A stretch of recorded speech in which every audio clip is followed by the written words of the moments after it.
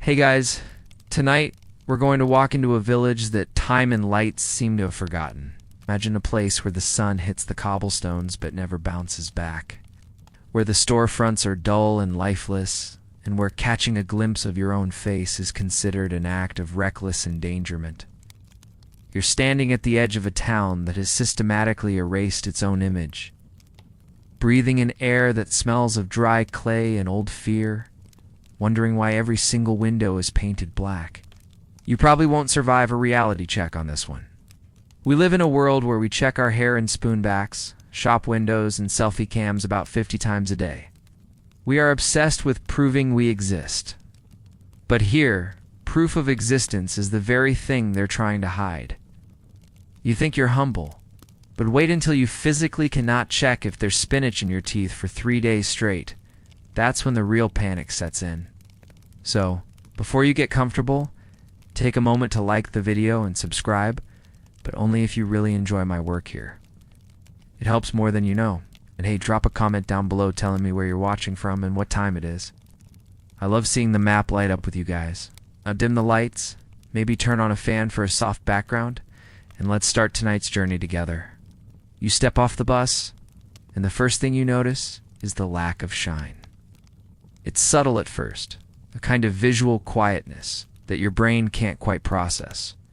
Usually when you arrive in a new place, there's a sparkle sunlight glancing off car bumpers, the shimmer of a glass door opening, the wet glint of a freshly mopped sidewalk. But here, the light just lands and dies. It's like the whole town has been wrapped in a matte finish. You adjust your backpack, feeling the straps dig into your shoulders, and look down the main street. It's early evening, that golden hour, when shadows usually stretch and windows flare with orange light, but the buildings here are lifeless voids. Every single window on the street level has been painted over. It's not just a casual layer of whitewash. It's a thick, deliberate coating of matte black or dark indigo, choked with sand to ensure absolutely no sheen remains. You walk toward what looks like a general store. The glass is there underneath, but it's been blinded. You reach out, your fingers brushing the rough, sandy texture of the paint. It feels like dried mud. There is no reflection of your hand, no ghostly silhouette of your body standing on the pavement. You are invisible to the building, and it is indifferent to you.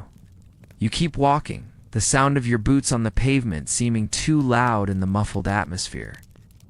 A local passes you an older man in a heavy wool coat that seems too warm for the season. He keeps his head down, eyes fixed on the gray stone of the road. You notice he's wearing a hat with a wide, drooping brim, pulling it low. He doesn't look at you. He seems to actively navigate around the possibility of meeting your gaze. You smile, a reflex of politeness. But he's already scurried past, hugging the wall of a building where the brick is rough and absorbs the twilight. It's unsettling, isn't it? That feeling of being in a crowd but being totally unperceived. You check your phone, instinctively looking for the dark screen to give you a quick reassurance that your face is still there. But you remember the reception cut out miles ago.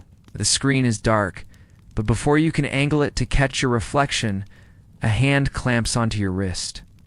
You jump, heart hammering against your ribs. It's a woman, her face lined with deep creases, her eyes wide and frantic. She's wearing gloves-thick gardening gloves. She points aggressively at your phone. "Cover it," she hisses. Her voice is dry like she hasn't used it in days. The black glass. Cover it. You stammer, confused, but the intensity in her eyes makes you shove the phone into your pocket. She watches it disappear, her shoulders sagging in relief only when the reflective surface is buried in denim. She doesn't explain. She just turns and hurries away, her footsteps soft, almost silent, as if she's wearing felt soles. You're left standing there, one hand on your pocket, realizing that in this town, your iPhone isn't a communication device, it's contraband. Not because of the technology, but because of the screen. It's a pocket mirror. You need a place to stay. You find a building with a wooden sign swinging creakily in the wind. The dull hearth. No varnish on the sign, just raw, weathered timber. You push the door open. The hinges are oiled to silence, but the heavy thud of the door closing behind you makes the few patrons look up. The interior is dim, lit only by candles placed deep inside iron lanterns with frosted sides. There isn't a single polished surface in sight. The bar top isn't the usual gleaming mahogany. It's rough-hewn oak, stained dark and left unsealed. The beer taps are wrapped in leather, even the glasses if you can call them. The tar made of pewter or fired clay, opaque and heavy. You approach the innkeeper. He's a large man, wiping the counter with a rag that looks like a piece of old burlap.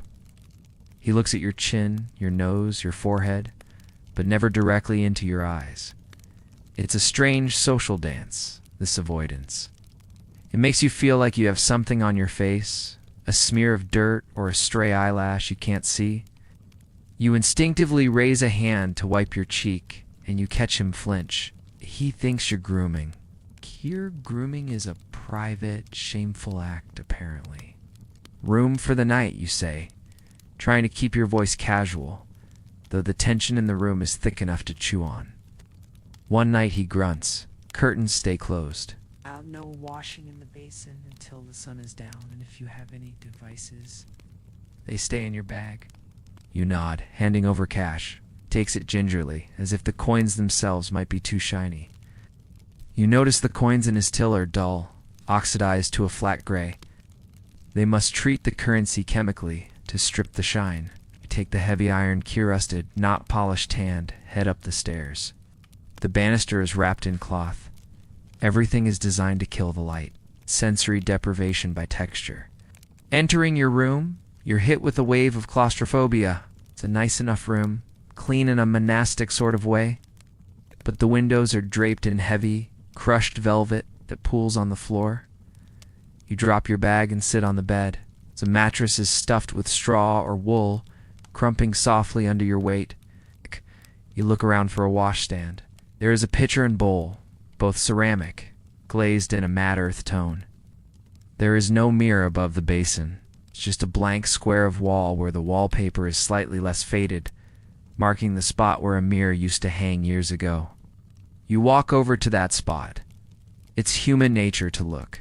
You stand there, staring at the floral wallpaper faded yellow roses on a beige background, and expect to see yourself. But there's just roses.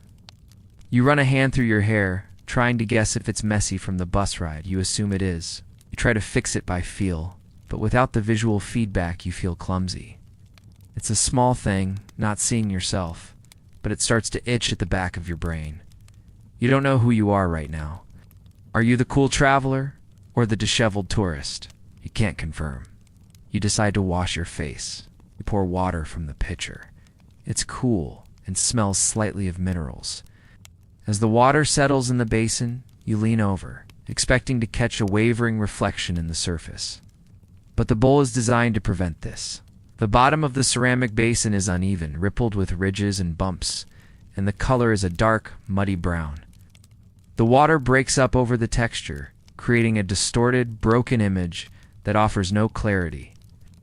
You can see a shadow of movement, a vague, flesh-colored blur, but no features. They thought of everything. Even the water is engineered to deny you your face. Historians often talk about the Venetian mirror monopoly of the 16th century.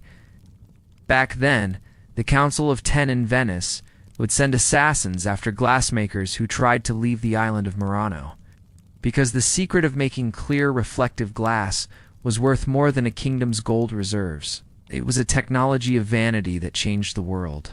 Dud. But here in this town, it feels like the Council of Ten succeeded in reverse. They didn't hoard the secret, they annihilated it. They treated the mirror not as a luxury, but as a pathogen. You dry your face with a towel that feels like spun grit. Exfoliates, sure, but it's rough. Sit back on the bed and try to relax. You crack a joke to yourself, something about how you must look like a vampire's nightmare, invisible in a room full of non-mirrors. But the silence of the room swallows the thought. It's hard to be funny when the environment refuses to play along. There's a knock at the door. It's soft, barely a tap. You open it to find a maid holding a tray of food. She keeps her eyes on the floorboard between your feet. "Dinner," she whispers. "Eat before the light goes." We don't use candles in the rooms unless necessary. "Why?" you ask, taking the tray. It's a simple stew, bread, and a wooden cup of water. "Shadows," she says, as if that explains everything. Shadows can be tricked if the light is too bright. It can mimic. She backs away before you can ask what she means. You close the door, locking it with the rusted key. You eat in the fading light. The stew is good-hearty, savory, full of root vegetables.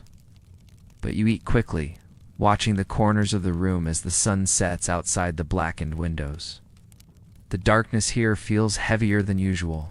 Without glass surfaces to catch stray photons from street lamps or the moon, the room plunges into a deep, absolute blackness that feels almost liquid. You lay back on the bed, staring up at where the ceiling should be. You start thinking about that old trivial fact. You know, the one that ancient Romans believed breaking a mirror brought 7 years of bad luck? The logic wasn't magic. It was biological. They believed it took 7 years for the body to fully renew itself on a cellular level.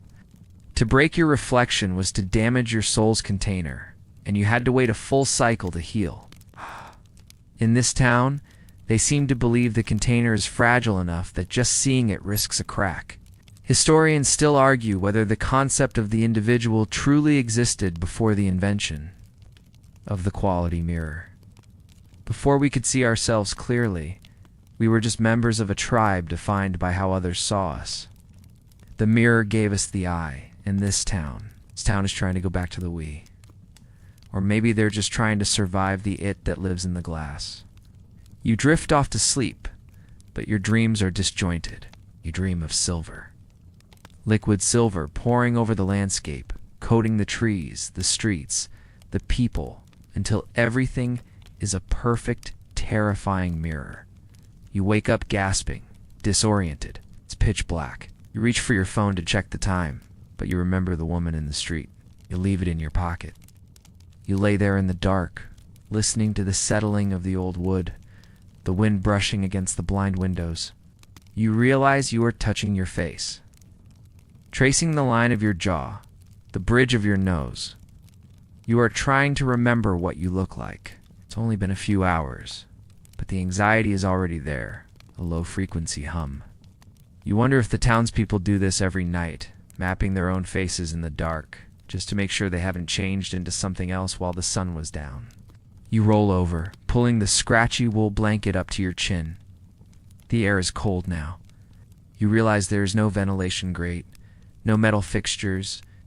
The room is a box of organic, dead matter, wood, wool, stone. Nothing that conducts. It's nothing that reflects. You are safe from your image, but you don't feel safe. You feel erased. And as you drift back into a shallow, uneasy sleep, you hear a sound from the room next door. It's a rhythmic scratching, like sandpaper on wood. Someone is scrubbing a floor or a wall, or maybe scrubbing a surface that accidentally got too shiny. The sound goes on and on. Scritch, scritch, scritch, scritch. A desperate, abrasive lullaby for a town that sleeps with one eye open, terrified that if they blink, they might see themselves staring back. You wake up to a silence that feels heavy, like a wool blanket pulled over your head. For a split second, that half-asleep brain of yours reaches for the bedside table. Fingers twitching for the cool glass of your smartphone, eager for that hit of blue light and the morning scroll. Then, the memory of the woman in the gardening gloves comes rushing back. You retract your hand. You're in the mat room, the room with the velvet-draped windows and the sandpaper towels. Sitting up, you swing your legs over the edge of the bed. The floorboards are cold and unpolished, sucking the warmth right out of your feet. You stumble toward the wash basin, and this is where the morning routine gets tricky. You're used to the ritual. Splash water, look up, inspect the damage. Check for dark circles. Check for new pimples. Check if you look like a human being or a swamp creature. But here, you splash the water, look up, and wall. Just that beige floral wallpaper staring back at you. It's disorienting. You don't realize how much you rely on that morning check-in to calibrate your sense of self until it's gone. You run your hands over your face, trying to read your features like Braille. Is your nose still straight? Is your hair sticking up in that one spot it always does? You try to flatten it down with spit and hope, but you'll never really know if you succeeded. Just have to trust that you exist. You head downstairs for breakfast. The common room of the dull hearth is slightly more active than last night, but it's hushed. People are eating porridge from wooden bowls. Spoons are wood. The cups are unglazed clay. There is a distinct lack of clinking. Metal on ceramic makes a noise. Wood on wood makes a thud. It's an ASMR trigger for Depression-era chic. You find a spot in the corner, and the innkeeper drops a bowl of oatmeal in front of you. It's gray, lumpy, and steaming. It's not exactly Instagram-worthy, but then again, nothing here is. You look around the room and notice something strange about the way people are interacting. Nobody makes direct eye contact for long. They look at mouths, they look at shoulders, they look at the table. It's not shyness. It's a calculated evasion. You decide to press your luck. You catch the eye briefly of an older man sitting 2 tables away. He's whittling a piece of driftwood, carving away the smooth exterior to leave a rough, textured surface. He looks like he's been here since the town was founded. You pick up your wooden mug of water and slide into the seat opposite him. Morning, you say. He doesn't look up from his whittling. Morning. I'm trying to understand, you start, keeping your voice low. The mirrors, the glass. Why cover it all? What's the actual danger? The man stops carving. He blows the wood shavings off the stick. They flutter down like snow onto the rough floorboards. He looks at you then, and his eyes are clouded with cataracts, giving him a naturally matte gaze. You think it's vanity? He says. His voice sounds like dry leaves skittering on pavement. Outsiders always think it's about vanity. You think we're humble? We aren't humble. We're terrified. Terrified of what? The thief, he whispers. He leans in, and the whole room seems to tilt with him. He tells you the theory, the foundational belief that keeps this town in the dark ages of optics. They believe that a reflection isn't just light bouncing off a surface. They believe it's a capture. Think about it, he says, pointing the knife at you not threateningly, but instructively. When you look at a tree, the light hits the tree, comes to your eye, and the image is formed in your mind. The tree gives you its image. It's a gift. One way, but a mirror. He shakes his head. A mirror takes the light, holds it, and throws it back. It creates a loop, a trap. He explains that when you lock eyes with your own reflection, you are creating a closed circuit. Your soul, the animating spark, the bioelectricity, whatever you want to call it, projects out through your eyes, hits the glass, and is forced back into you. Then out again, back and forth, millions of times a second. It vibrates, he says, his hand trembling slightly. The soul isn't meant to vibrate like that. It loosens. And eventually, a piece of it snaps off. It stays in the glass. You sit back, digesting this. It's a fascinating bit of metaphysics. It's the idea that the soul is sticky and glass is the flypaper. He tells you that if you look too long or too often, you become hollow. You lose the weight of your personality, become a shell, drifting through life, while the vibrant, real version of you is trapped in a silver-backed prison, screaming silently in a dimension of reversed text and left-handed handshakes. It sounds crazy, sure. But then you remember that historians tell us the Aztecs used polished obsidian mirrors, not for makeup, but for sorcery. Their god, Tezcatlipoca, was literally named Smoke and Mirror. He was the deity of night, sorcery, and memory. Looking into his mirror revealed your fate or your death. The connection between reflection and the supernatural is one of the oldest human anxieties. We've always suspected that the thing in the glass is watching us back. So, you ask, looking at your dull wooden spoon, everyone here is whole? We try to be, the old man says, resuming his whittling, but accidents happen. A wet slate roof after a storm. A polished belt buckle on a traveler like you. We lose bits and pieces.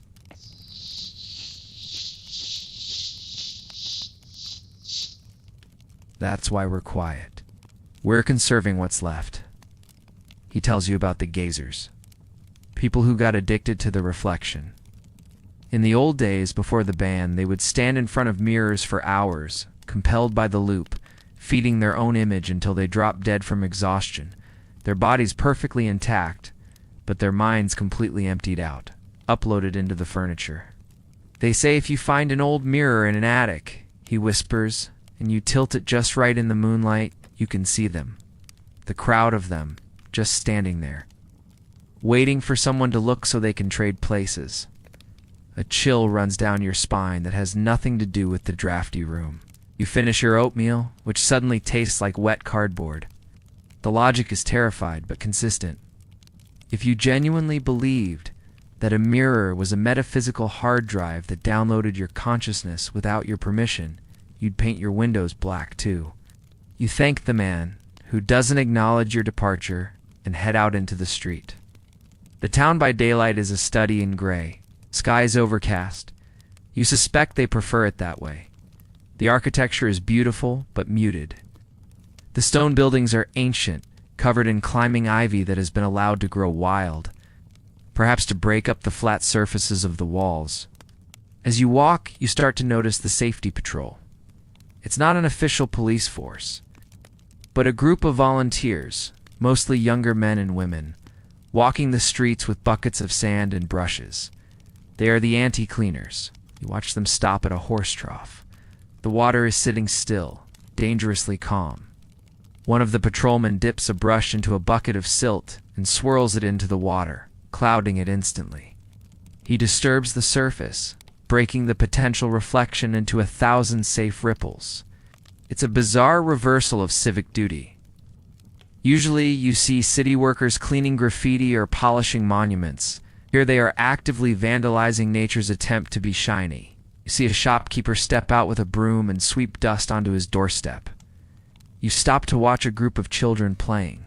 They are playing tag, running and laughing, but their game has a strange rule. If one of them stops moving, the others scream. Constant motion is safety. A moving object is harder to reflect clearly. Still child is a target for the light. One of the kids, a little girl with pigtails, trips and falls near a rain barrel. The lid is off. For a second, just a second, she is face to face with the dark water inside. The other kids freeze. The laughter cuts out instantly. The girl scrambles backward, crab walking away from the barrel, her face pale. She covers her eyes with her hands, sobbing. A mother rushes out from a nearby doorway.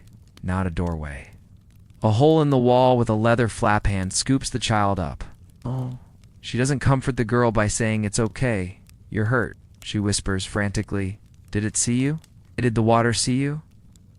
The girl shakes her head, burying her face in her mother's shoulder. The mother glares at the rain barrel as if it were a rabid dog, then kicks it over. The water spills out across the cobblestones, soaking your boots. You watch the puddle spread. It's muddy, dark, and safe. The reflection is destroyed. You keep walking, but you feel self-conscious now. You're wearing a wristwatch. The glass face is small, maybe an inch across, but in this town, it's a weapon of mass destruction. Pull your sleeve down over it. You check your zipper. Is it shiny brass? No. Luckily, it's a dark, gunmetal gray. But you feel like a walking hazard. You find yourself thinking about the odd fact of the day. Did you know that in the 19th century, when photography was first introduced to remote tribes in Papua New Guinea, the reaction wasn't aught, was horror? They viewed the camera lens as a mechanical eye that didn't blink, a mirror that didn't forget. They believed the photograph literally peeled a layer of the subject's soul off to stick it onto the paper. We laughed at that. We called it primitive. But walking through this town, watching a mother kick over a rain barrel, you start to wonder if we're the ones who are careless. We treat our image like it's trash, plastered on billboards, on social media, on ID cards. We duplicate ourselves 1,000,000,000 times. Maybe the old man is right. Maybe we are hollow. Maybe that's why we feel so empty all the time. Because we've left pieces of ourselves in every bathroom mirror and smartphone screen we've ever looked at. Scholars and psychologists still debate the Lacanian mirror stage, that moment when an infant first recognizes itself in a mirror and gains a sense of I. Lacan argued that this is actually a tragic moment. The image in the mirror is perfect, whole, and coordinated, while the baby feels uncoordinated and fragmented. So the ego is built on a foundation of jealousy toward its own reflection. We spend our whole lives trying to be as cool, calm, and collected as the guy in the glass. This town has simply decided to opt out of the competition. They don't want the I. They are happy with the fragment. You pass a bakery. The smell of yeast is comforting, a universal constant. You step inside, hoping for a distraction. The baker is kneading dough on a wooden board. He's blind. Well, not clinically blind, but he's wearing a blindfold, a strip of linen tied tight around his head. He works by touch, folding the dough, dusting it with flour. Help you? Yes. His head tilting toward the sound of your breathing. Why the blindfold? You ask. You're getting bolder with your questions. He smiles, and it's a genuine smile. Can't accidentally see a reflection if you can't see it all, he says cheerfully. Plus, the bread tastes better. I feel the gluten strands. I don't get distracted by how the loaf looks. I focus on how it is. You buy a bun, it's misshapen, lumpy, and ugly as sin. You take a bite, it is without a doubt the best bread you have ever tasted. It's dense, chewy, and perfectly salted. Tastes like focus. Tastes like someone paid attention to the reality of the wheat rather than the aesthetic of the crust. You walk back out, munching on the ugly, delicious bread. You're starting to see the appeal, just a little bit. There is a calmness here, a heavy earthen gravity.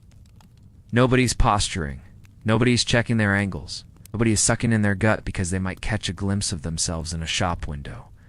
They are just existing, physically, tangibly existing. But then you catch your reflection, or what you think is your reflection, in the polished eye of a raven sitting on a low roof gutter. The bird looks at you. Its eye is a tiny, black, wet marble. For a microsecond, you see a tiny, distorted human figure in that black bead. The raven blinks. The image is gone. The bird caws a harsh mocking sound and flies away. You feel a sudden, irrational spike of panic. Did it take it? Did that bird just fly off with a pixel of your soul? You'd shake your head, laughing nervously. You're losing it. You've been here less than 24 hours and you're already worried about bird theft. But you rub your chest right over your heart, just to make sure everything feels tight. It does. Mostly. You realize you need to shave, or at least you usually would. You rub your chin, the stubble is coming in. Without a mirror, this is going to be a bloodbath. But you can't walk around looking like a scruffy outsider forever. You need to blend in. You need to groom by touch. You head back to the inn, dreading the razor in your bag. The old man's words echo in your head. The soul isn't meant to vibrate. You wonder if your soul is vibrating right now, rattling around inside your rib cage, looking for an exit that isn't there. You step into the lobby of the inn. The innkeeper is there, polishing the counter with wax. Matte wax. Be careful upstairs, he grunts. Clouds are breaking. Sun might hit the floorboards. Don't look down. Don't look down. You repeat. Got it. You climb the stairs, keeping your eyes strictly on the banister. It's going to be a long day, and an even longer night. You are standing in the middle of your room, holding a safety razor in one hand and a bar of soap in the other, feeling like you're about to perform surgery on yourself in the dark. The don't look down warning from the innkeeper is still ringing in your ears. But right now, your biggest problem is the geography of your own face. You've shaved thousands of times. It should be muscle memory. But strip away the visual confirmation. The ability to tilt your chin and see the exact angle of the blade against the skin and suddenly you feel like a toddler holding a weapon. You lather up the soap. It doesn't foam much. Probably another antishine measurand smeared across your cheeks. It feels gritty. You bring the razor up. You close your eyes. Paradoxically, closing your eyes helps. Forces you to rely entirely on the nerves in your fingertips and the skin of your face. You take the first stroke. The sound is loud in the silent room, the scrape of steel on stubble. You feel the tug. You check the blade with your thumb. Hair. Okay, it's working. You proceed slowly, mapping your jawline by feel. You discover bumps and hollows you never noticed before. Without the mirror flattening your face into an image, your face becomes a landscape, a terrain. You cut yourself. You feel the sharp sting before you feel the wetness. You touch the spot-warm blood. Normally you'd rush to the mirror, inspect the wound, stick a piece of toilet paper on it. Here you just press a towel against it and wait. You can't see if it's a nick or a gash, but you have to judge the severity by the flow of blood over your fingers. You are literally feeling your own mortality leak out, unmediated by a reflection. Dressing is another ordeal. You pull on a shirt. Is it inside out? You check the seams. Is it backward? Check the tag. Does it match your pants? Who knows? In a town without mirrors, fashion is purely textural. You find yourself choosing clothes based on how they feel against your skin rather than how they look. You pick the softest flannel, the most broken in jeans. You realize that for your entire life, you've been dressing for an audience. Today, you are dressing for yourself. You head downstairs, a small piece of bloody towel stuck to your chin. You hope. You walk out into the town square. The sun is out now, dodging in and out of the clouds, and the town is tense. People are walking with their heads down, hats pulled low. You see a woman adjusting her scarf. She doesn't look for a shop window to check it. She turns to a friend. The friend reaches out, tucks a stray lock of hair behind the woman's ear, straightens the scarf, and pats her shoulder. "Good?" the woman asks. "Good," the friend says. You watch this interaction and realize something profound. In a world without mirrors, grooming is a communal act. You cannot know what you look like without another person. You are forced to trust your neighbor. Your appearance is literally in their hands. It creates a web of intimacy that our society completely lacks. We fix ourselves in private bathrooms. They fix each other in the public square. You approach a group of men sitting on a bench. One of them is shaving another. The man being shaved has his head tilted back, eyes closed, trusting his throat to the blade in his friend's hand. It looks like a ritual. A trust fall with sharp objects. "Excuse me," you say. They look up. They see the bloody bit of towel on your chin. "Missed a spot," the man with the razor says, not unkindly. "Yeah, well, I'm flying blind," you joke. "That's it," he commands, pointing to the empty space on the bench. You hesitate. This is a stranger with a straight razor. But the peer pressure of the non-reflective society is strong. Sit. He peels the towel off your chin. "Nasty nick," he mutters. He pulls a small pot of styptic powder from his pocket and dabs it on the cut. It stings like fire, but the bleeding stops. Then, without asking, he tilts your chin up. Hold still. He scrapes the remaining stubble from your jawline. His hand is steady, his touch impersonal but careful. Close your eyes again. There is something deeply vulnerable about letting a stranger groom you. It requires a surrender of control that makes your skin crawl, but also weirdly relaxes you. You aren't responsible for your face right now. He is.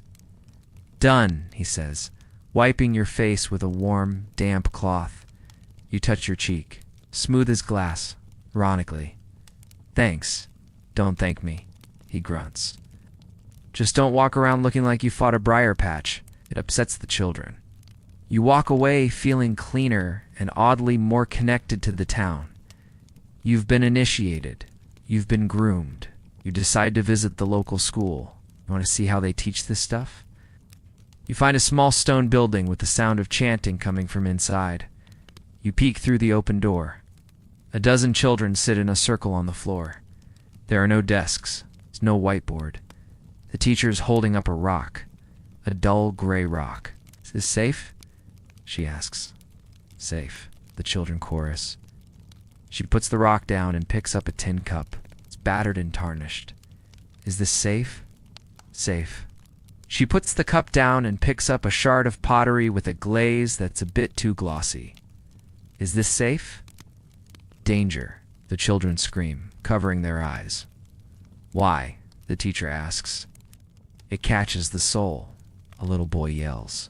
It keeps the eye. Correct, she says. She takes a piece of sandpaper and vigorously scrubs the pottery shard until the glaze is dull and scratched. And now, safe, they whisper, lowering their hands. It's brainwashing, sure. But it's also a survival drill. You wonder what the suicide rate is here? Or the rate of narcissistic personality disorder? Probably 0. And it's hard to be a narcissist when you can't worship your own image. But maybe they have other neuroses.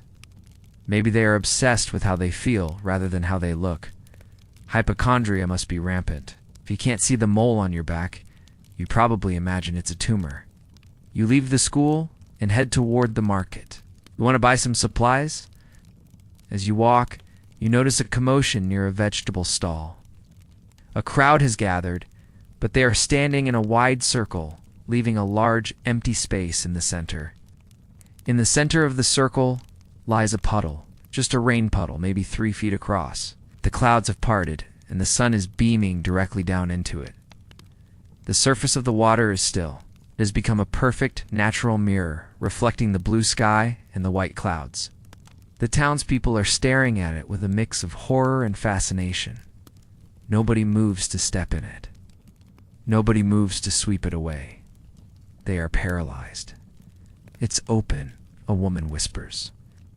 The sky is trapped in it. You step forward. To you, it's just a puddle. You could splash it away in a second. But to them, it's a portal. A rift in reality. They believe that if they step in it, they might fall up into the sky trapped in the mud. I'll get the sand, a man says, his voice shaking. No time. The woman cries, Look, a bird. High above, a hawk is circling. Its reflection glides across the surface of the puddle. The crowd gasps. It has the hawk. Someone yells. The water took the hawk. You can't help yourself. You walk into the circle. The crowd recoils, gasping. You step right into the middle of the puddle. Splash. The water shatters. The sky vanishes. The hawk's reflection dissolves into muddy ripples. Your boots are soaked. The silence is absolute.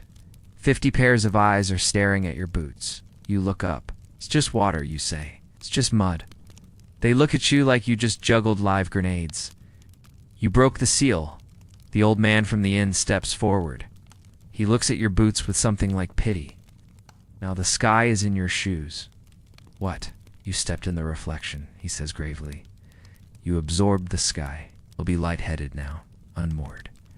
You have to be careful not to float away. He's serious. He believes you are now metaphysically buoyant because you stepped on a reflection of the clouds. You want to laugh, but you don't, because you do feel a little dizzy. It's the adrenaline, of course. Being the center of attention in a town of paranoid introverts is stressful. But for a second, you check your gravity. You feel your feet on the ground. You're fine. I'm fine, you insist. For now, the old man says ominously, Come, we need to weigh you down. They insist on tying heavy iron washers to your boot laces. Anchor charms, they call them. It's ridiculous. But you let them do it. It calms them down. You walk away with your feet clinking, feeling like a deep sea diver, accepted but pitied by the tribe. As you leave the market, you think about the mainstream fact for this chapter. The story of Narcissus. We all know it. The beautiful hunter who fell in love with his own reflection in a pool and wasted away until he died, turning into a flower. We interpret it as a warning against vanity. But the Greeks also saw it as a tragedy of cognition. Narcissus didn't know it was a reflection. He thought it was another person. He died of unrequited love for an illusion. This town isn't afraid of loving the image. They're afraid of becoming the image. They are afraid that if they look at the pool becomes the real world, and they become the reflection. Historians still argue whether the earliest mirrors bowls of dark water were used for grooming at all, or strictly for divination. The act of scrying, staring into a dark surface to see visions, is universal across cultures. Maybe this town is just one giant anti-scrying cult. They are terrified of what the visions might show them. You return to your room at the inn. You sit on the bed and untie the iron washers from your boots. They clatter onto the floor. You pick one up. It's heavy, cold, rusted. A physical anchor for a metaphysical problem. You lie back and close your eyes. You run your hand over your face again, smooth. The stranger did a good job. You feel a strange sense of gratitude toward the man with the razor. In a world where you can't see yourself, you are forced to be seen by others. You are forced to be touched.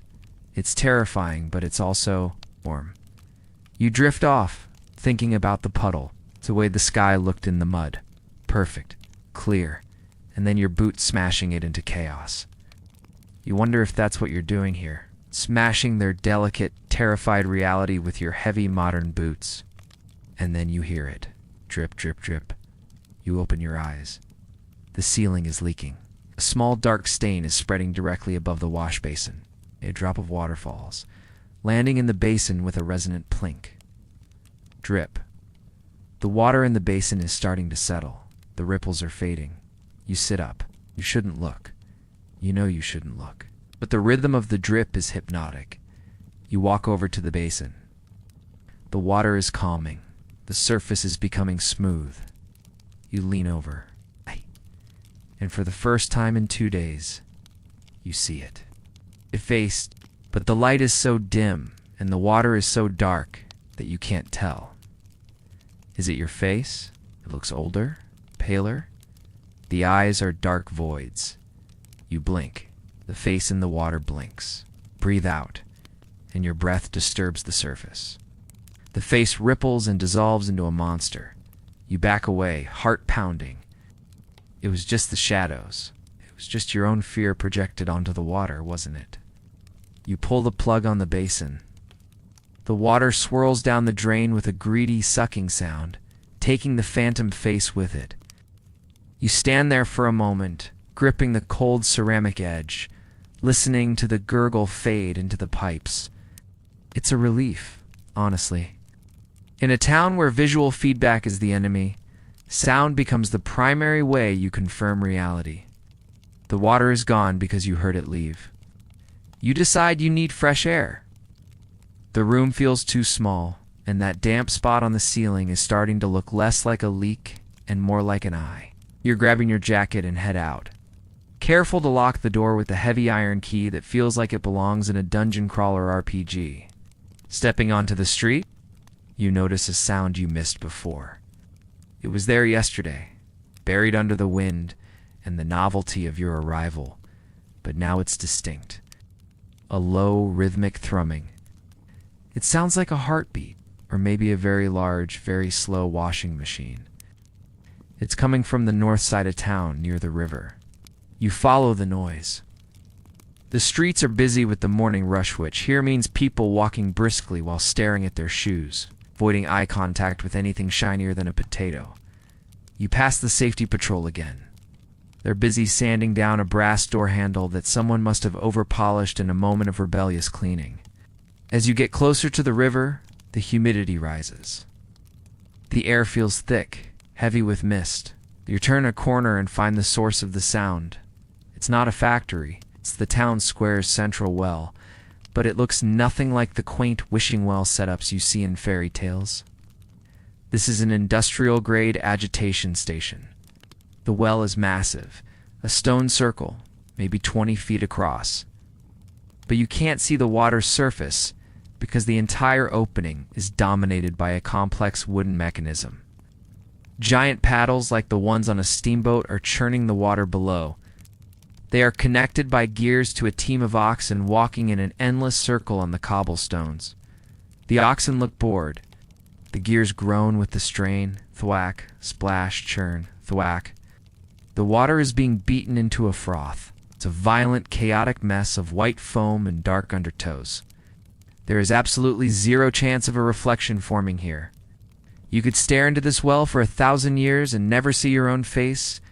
You'd just see a relentless blender of hydroviolence. You'd lean against a stone pillar, watching the oxen plod along. A woman in oilskin overalls is greasing the wooden gears with what smells like animal fat. She notices you watching. Don't get too close, she warns, not looking up from her work. Spray will soak you. Wet clothes cling. Clinging clothes show the shape. Practical advice, you shout over the noise of the paddles. Why the heavy machinery? Wouldn't a lid be easier? She wipes her hands on a ragmat fabric, of course.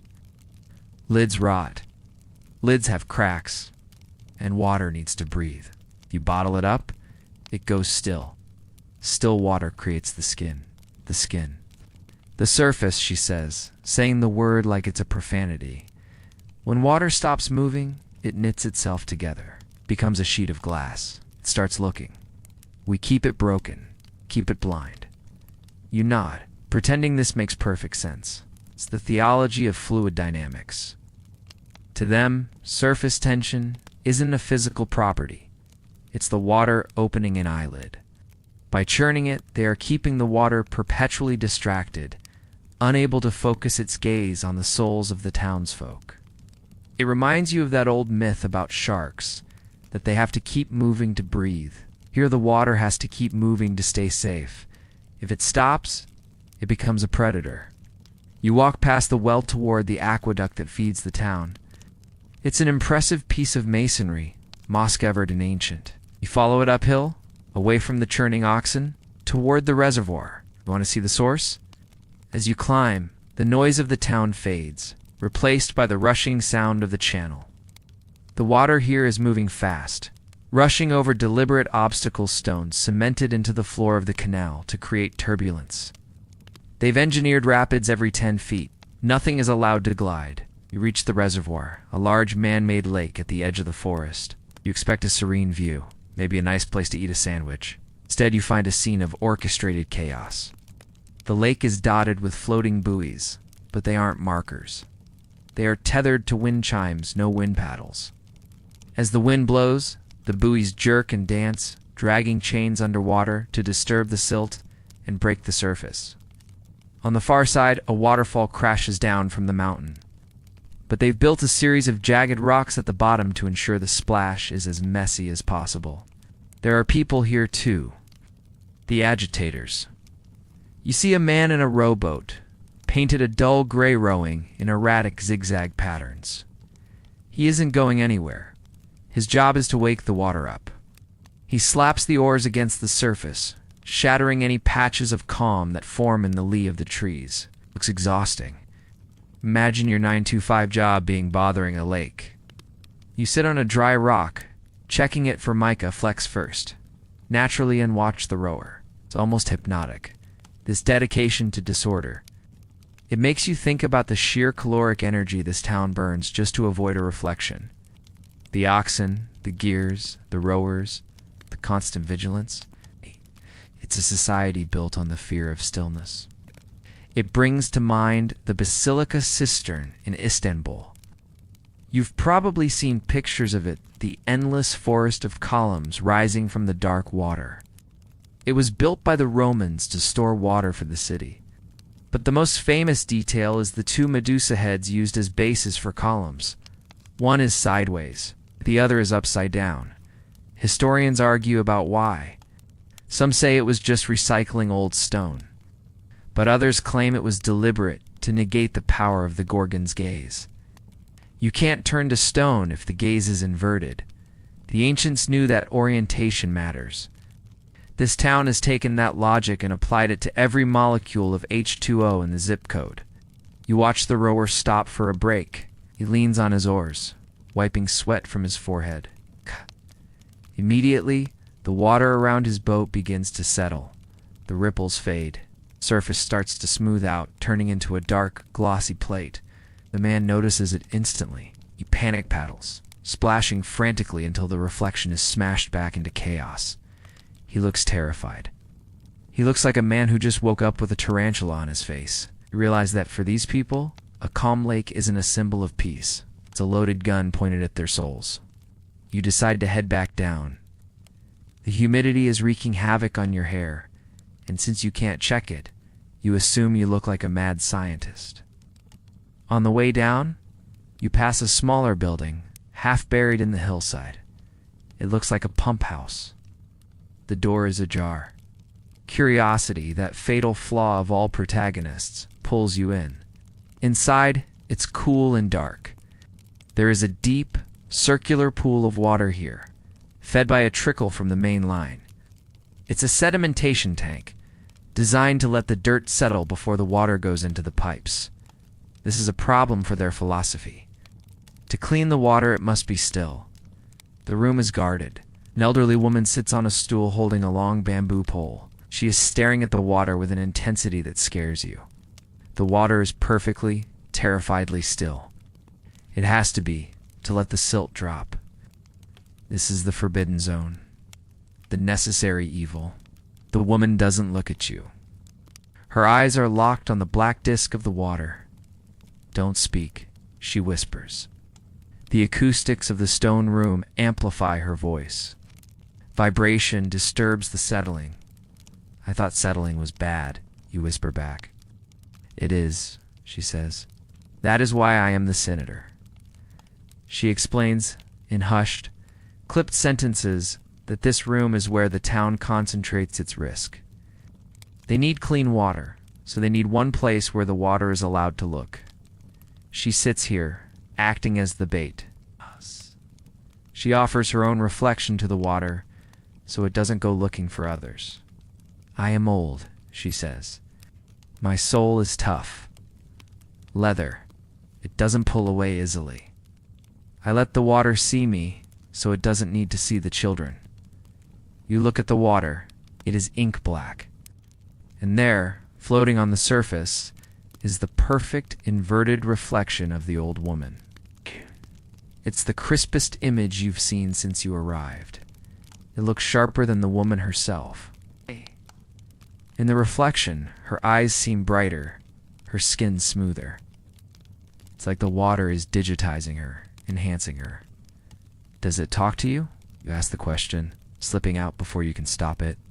She grips the bamboo pole. Sometimes, it shows me things. Things that happen. Things that might happen. Yesterday, it showed me you. A chill that has nothing to do with the damp cellar air runs down your spine. Me. The stranger with the glass in his pocket, she murmurs. The one who walks with heavy feet. It showed me you leaving. Leaving when? Soon. Before the shattering, she slams the bamboo pole into the water. Smack. The reflection explodes. The image of the woman dissolves into chaotic ripples. She breathes out a long, shuddering sigh. The silt is settled, she says, her voice returning to a normal volume. Go. Before it clears again. You back out of the room, feeling like you've intruded on a nuclear reactor core. You walk fast, almost running, back toward the noise of the churning well. You need the sound. You need the chaos. The silence of that room was heavy enough to crush you. It's strange. You usually hate noise pollution. You're the guy who complains about the neighbor's leaf blower. But here, the noise is a security blanket. It's the sound of safety. The silence is where the monsters live. Scholars still debate the origins of the evil eye superstition, which is prevalent in almost every culture from the Mediterranean to the Middle East. The core idea is that a look, specifically a covetous or envious look, can cause physical harm. Some anthropologists argue that this fear stems from the early understanding of optics. The ancients believed the eye emitted rays rather than receiving them. If eyes shoot rays, then a reflection is a ricochet. A sniper shot bouncing back at the shooter. This town has just taken the ballistic theory of vision to its logical extreme. You make it back to the town square. The oxen are still trudging. The paddles are still thwacking. You buy a roasted skewer of vegetables from a street vendor. He hands it to you wrapped in dull wax paper. Rough day? He asks, nodding at your muddy boots. Visited the reservoir, you say. Saw the rowers? He nods respectfully. Good men, hard work, better than the old days. The old days? Before the agitators, he says, lowering his voice. When we used to just trust the water. We lost a lot of good people in the drought of '82. Water got low. Calm. People went to draw a bucket and just fell in. Not their bodies, just their minds. Stared until they stopped breathing. You take a bite of a roasted turnip. It needs salt, but you don't ask for it. You're thinking about the senator in the pump house, offering her reflection as a sacrifice to the plumbing. It's a trivial fact, but did you know that in the Victorian era, people were terrified of sewer gas? They thought the smell of drains carried disease miasma theory. They built elaborate traps like the S-bend under your sink to keep the air from coming back up. This town has built S-bends for light. They're trapping the image before it can infect the house. You finish your food and wipe your hands on your jeans. Catch a glimpse of a puddle forming near the well, where the spray has accumulated in a depression in the stone. You instinctively reach out with your foot and scuff the water, muddying it, breaking the surface. You freeze. You just did it. You just participated. You destroyed a reflection without even thinking about it. The vendor watches you. He smiles, a small, tight smile. You're learning, he says. You force a laugh. When in Rome, right? No, he says, his face going serious. When in danger, you're surviving. You walk away feeling the weight of that. You're adapting. The logic of the asylum is starting to make sense. So that is the most dangerous thing of all. Because once you start believing that the mirror is a threat, you stop looking. And when you stop looking, you forget who you are. You return to the inn. The sun is setting. You navigate the dark stairs by memory, sliding your hand along the cloth-wrapped banister. You get to your room and lock the door. You go to the wash basin. The leak has stopped. The basin is dry. You reach into your pocket and pull out your phone. It's off. The black screen is dusty, covered in lint. You look at it. You could wipe it on your sleeve. You could tilt it to catch the last rays of the sun. You could see your face right now. Just to check, just to make sure you're still you. Your thumb hovers over the screen. Your heart hammers against your ribs. You put the phone back in your pocket, uncleansed, unseen. Not tonight. Tonight, you're too tired to wrestle with your own soul. You'll just trust the feel of your face, the ache in your legs, and the sound of the churning water outside your window. The night in the town of blind windows is not just dark, it is aggressively opaque. You lie in your bed at the dull hearth, staring at the canopy of the bed, which is, you guessed it, heavy wool. You can't sleep. The silence of the room is pressing in on you, and your mind is racing with the image of that old woman in the pump house, sacrificing her soul to the plumbing so the rest of the town can drink safely. You toss and turn, the straw mattress crunching under your weight like a bag of autumn leaves. You decide that if you can't sleep, you might as well explore. The town shuts down early, terrified of the moon's reflection in damp cobblestones. But you have a hunch that fear doesn't extinguish desire, just drives it underground. You slip out of bed, pulling on your boots. You grab your jacket and ease the heavy iron key into the lock. The mechanism clunks loudly, echoing in the hallway, but nobody stirs. You creep down the stairs, avoiding the squeaky step you memorized earlier, and slip out the back door. The air outside is cool and smells of wet stone and distant wood smoke. The town is asleep. The windows are black squares and black walls. The only light comes from the few street lamps that have been shuttered to direct their light strictly downward, creating isolated pools of illumination on the ground. Stick to the shadows, feeling like a burglar in a world where the only thing worth stealing is a glance. You aren't wandering aimlessly.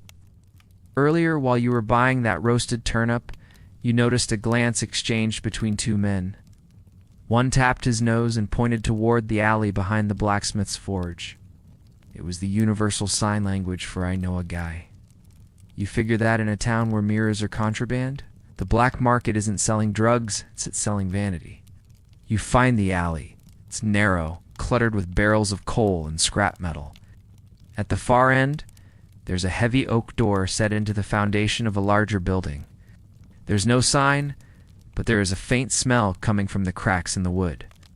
It's not the smell of coal. It's the sharp chemical temps of ammonia and polishing compound. You knock. 3 sharp raps. Slot slides open. A pair of eyes suspicious bloodshot stares out at you. Or closed. A voice grumbles. "I have silver." You lie. You don't have silver coins, but you have a zipper on your jacket that you haven't dulled yet.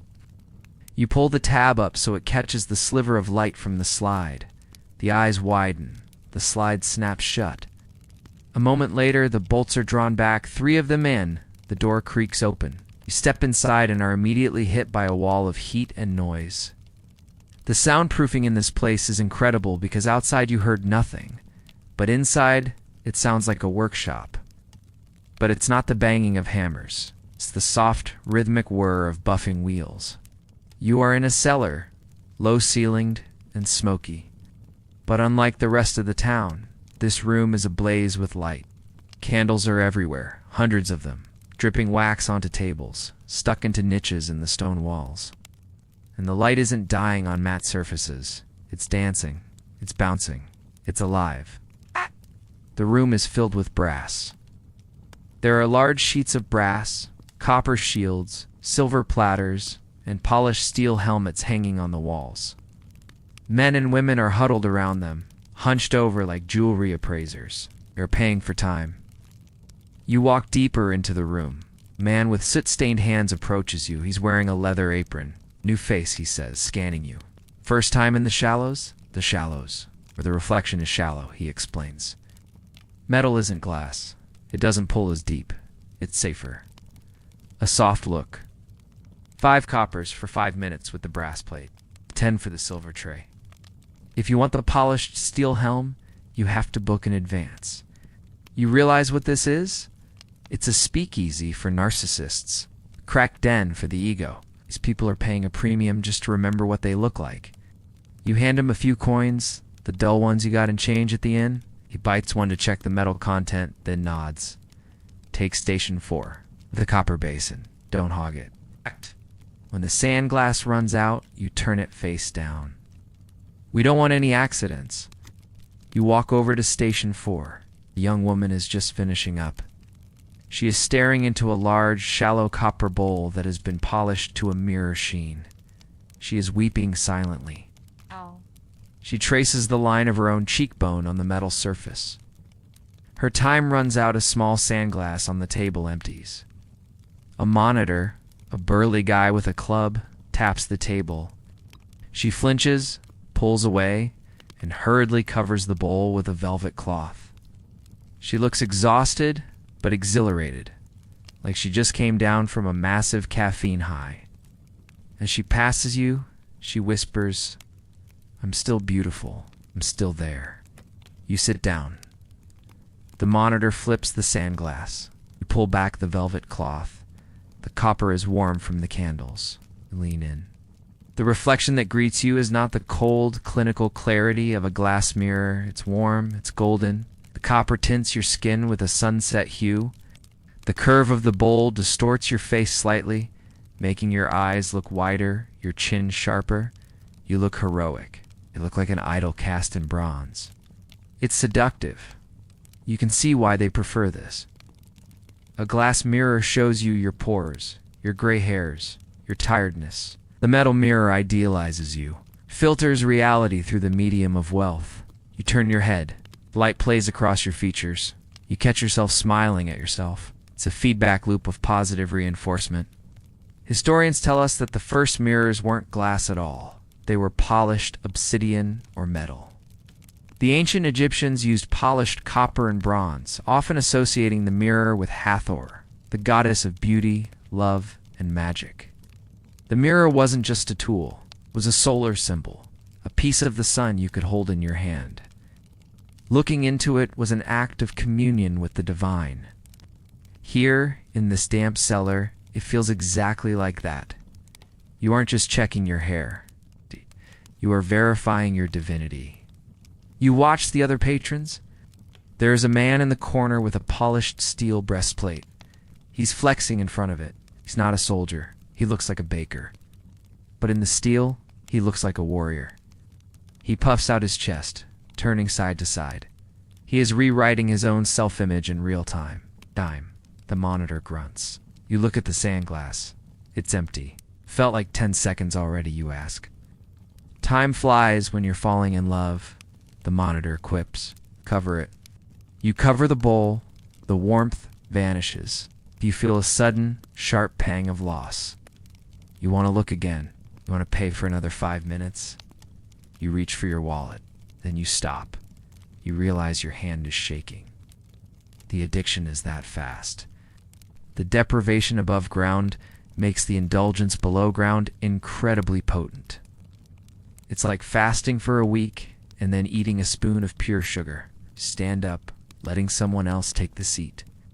You retreat to the shadows to watch. The owner of the establishment, the man in the leather apron, is at a workbench in the back. He's polishing a silver tray with a furious intensity. He's using a compound that smells of rouge and oil. You approach him. Lucrative business, you say? He doesn't look up. Essential service, he corrects. The council says reflections steal the soul. I say reflections anchor the soul. Without this place, people go mad. They forget their own faces. They start to dissociate. They start thinking they are just ghosts haunting their own clothes. I give them proof of life, but you charge for it. Risk pay, he says, holding the tray up to the light. It gleams like a captured moon. If the safety patrol finds this place, they'll melt everything down, and they'll sand my hands off. He grimaces, showing teeth that are stained with metal dust. Besides, he adds, metal is safer. Doesn't trap the spirit like glass. Glass has depth. You look into glass. You look at metal. The spirit bounces off metal. It's basic physics. He believes it, or he sold himself on the lie to sleep at night. You notice a curtained alcove in the far back. It's guarded by 2 men. What's back there? You ask. The polisher stops. He looks at you, assessing your net worth. That's the high end, he says. The pure silver and the gold. Gold. Gold doesn't tarnish, he whispers reverently, gives the eternal reflection. You look into the gold, and you see yourself as you will be in heaven, perfect, immortal. But it costs. It costs a year's wages for a minute. You shudder. The commodification of the self-image here is terrifying.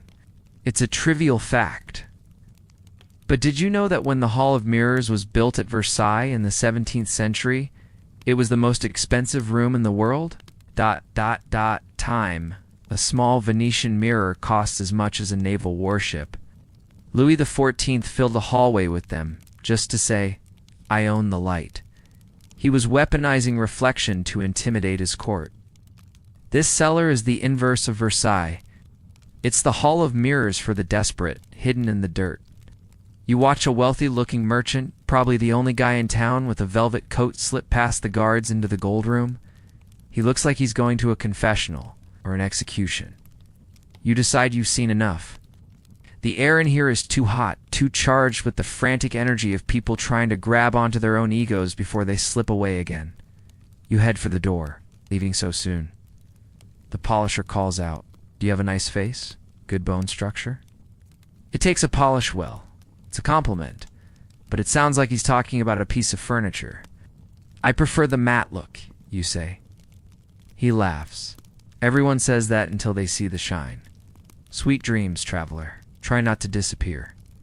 You step back out into the alley. The cold air hits you like a slap. The darkness is absolute again. Your eyes struggle to adjust after the brilliance of the candlelight and copper.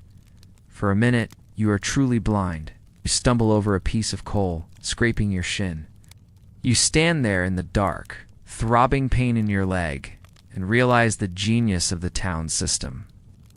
By banning mirrors, they have made the image the most valuable currency in existence. They haven't destroyed vanity, they've hyperinflated it. Scholars still debate the mirror test, the scientific experiment used to determine if an animal possesses self-awareness. You put a mark on an animal's face and place it in front of a mirror. If it touches the mark on its own face, it knows the image is itself. Chimps pass, dolphins pass, magpies pass. Most dogs fail, they think it's another dog. But there's a growing school of thought that says the test is flawed because it assumes vision is the primary sense of self. Maybe dogs fail not because they lack a soul, but because they don't care what they look like. They know who they are by smell. This town is trying to become a society of dogs. They want to define themselves by scent, by touch, by action. But the seller proves that the human primate is addicted to the visual. We are desperate to pass the mirror test over and over again, every single day. You make your way back to the inn. The streets are empty. You feel a strange sense of guilt, like you've just cheated on a partner. You cheated on the town's philosophy. You looked. You engaged with the reflection, and you liked it. As you slip back into your room, you catch a glimpse of the window. The heavy velvet curtain has a small gap. Through it, you can see the moon. It's full tonight. You walk over to the window. You should close the gap. That's the rule. But you hesitate. You look down at the street below. There is a puddle near the entrance of the inn. The moon is reflected in it perfectly. A bright silver coin on the black pavement. And then you see movement. A cat walks up to the puddle, stops. It looks down. You hold your breath. Is the cat going to lose its soul? Is it going to be trapped? The cat laps at the water. It drinks the moon, shatters the reflection with its tongue, drinks its fill, and walks away, tail twitching. You let out a breath you didn't know you were holding. The cat is fine. The reflection didn't bite. But as you turn away from the window, you catch a flash of something in the room. A glint. You freeze. On the floor, near your bag, the zipper of your jacket catches a stray beam of moonlight. For a second, it flares bright silver in the darkness. And in that tiny, jagged strip of metal, you see an eye. It stares back at you, wide and terrified, framed by the teeth of the zipper. It looks trapped. It looks like it's screaming. You kick the bag into the shadows. The eye vanishes. You dive into bed, pulling the scratchy wool blanket over your head. You lie there, heart pounding, listening to the churning of the water wheels in the distance. The polisher was right. Metal is safer. But the metal is also everywhere. You can paint the windows, you can sand the floors, but you can't get rid of every zipper, every spoon, every coin. The enemy is in your pocket, and it's waiting for the sun to come up. The next morning, the sun beats down on the town with an ironic cheerfulness. It's a high-glare day, as the locals call it, meaning everyone is squinting, and the safety patrol is out in force, throwing dust on anything that sparkles. You head to the local library, or rather, the archive of muted history, hoping to find the origin story of this madness. The archive is a stone building with no windows at all, lit by skylights that are fitted with frosted glass to diffuse the beams. The librarian is a severe woman who wears cotton gloves and handles the books as if they might bite. You ask for the history of the Great Shattering. She looks at you over her spectacles, wire-rimmed, but the wire is wrapped and threatened, hands you a heavy, leather-bound tome. Read it at the table, she instructs. Do not use a magnifying glass. We don't allow lenses. You sit at a wooden table that has been gouged and scratched to death. You open the book. It's handwritten. The ink faded to brown. The story begins 80 years ago.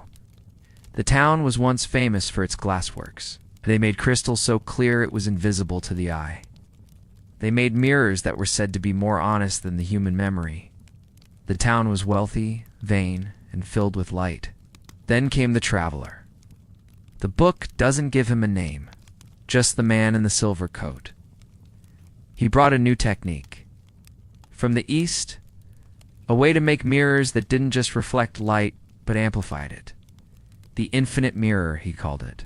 Set up a workshop in the town square and built a hall of mirrors that faced each other perfectly, creating an endless corridor of reflections. The townspeople were enchanted. They spent days in the hall staring into infinity. They stopped working, stopped eating. They became obsessed with the deepest reflection, the tiny, infinite speck at the end of the tunnel of glass. Then, on the summer solstice, disaster struck. The book describes it as the pull. At noon, when the sun was directly overhead, a young girl named Alara stood in the absolute center of the hall. She reached out to touch the glass, and she fell through. But she didn't break the glass. She was absorbed. The witnesses claimed her reflection reached out, grabbed her wrist, and pulled her in. And then, the reflection of the reflection pulled that reflection in. A domino effect of soul theft. Panic erupted. People tried to smash the mirrors, but the glass was unnaturally hard. The man in the silver coat laughed and vanished into the maze of reflections. The town elders, desperate, ordered the hall to be burned. They piled wood around the glass palace and set it on fire. The heat was so intense, it melted the mirrors. But as they melted, the book claims the town could hear screaming coming from the molten glass. It's not the screams of the dying, but the screams of the trapped. The chorus of the glass.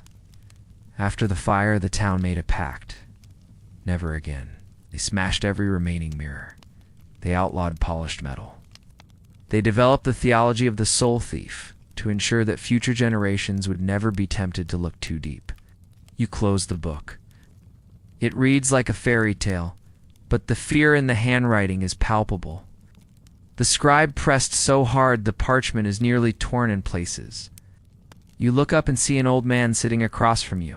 It's the same man you met at the inn, the whittler. He's watching you read. You don't believe it, he says softly. It's a tragic story, you say diplomatically. Mass hysteria, collective trauma. Alara was my aunt, he says. You freeze. You were there.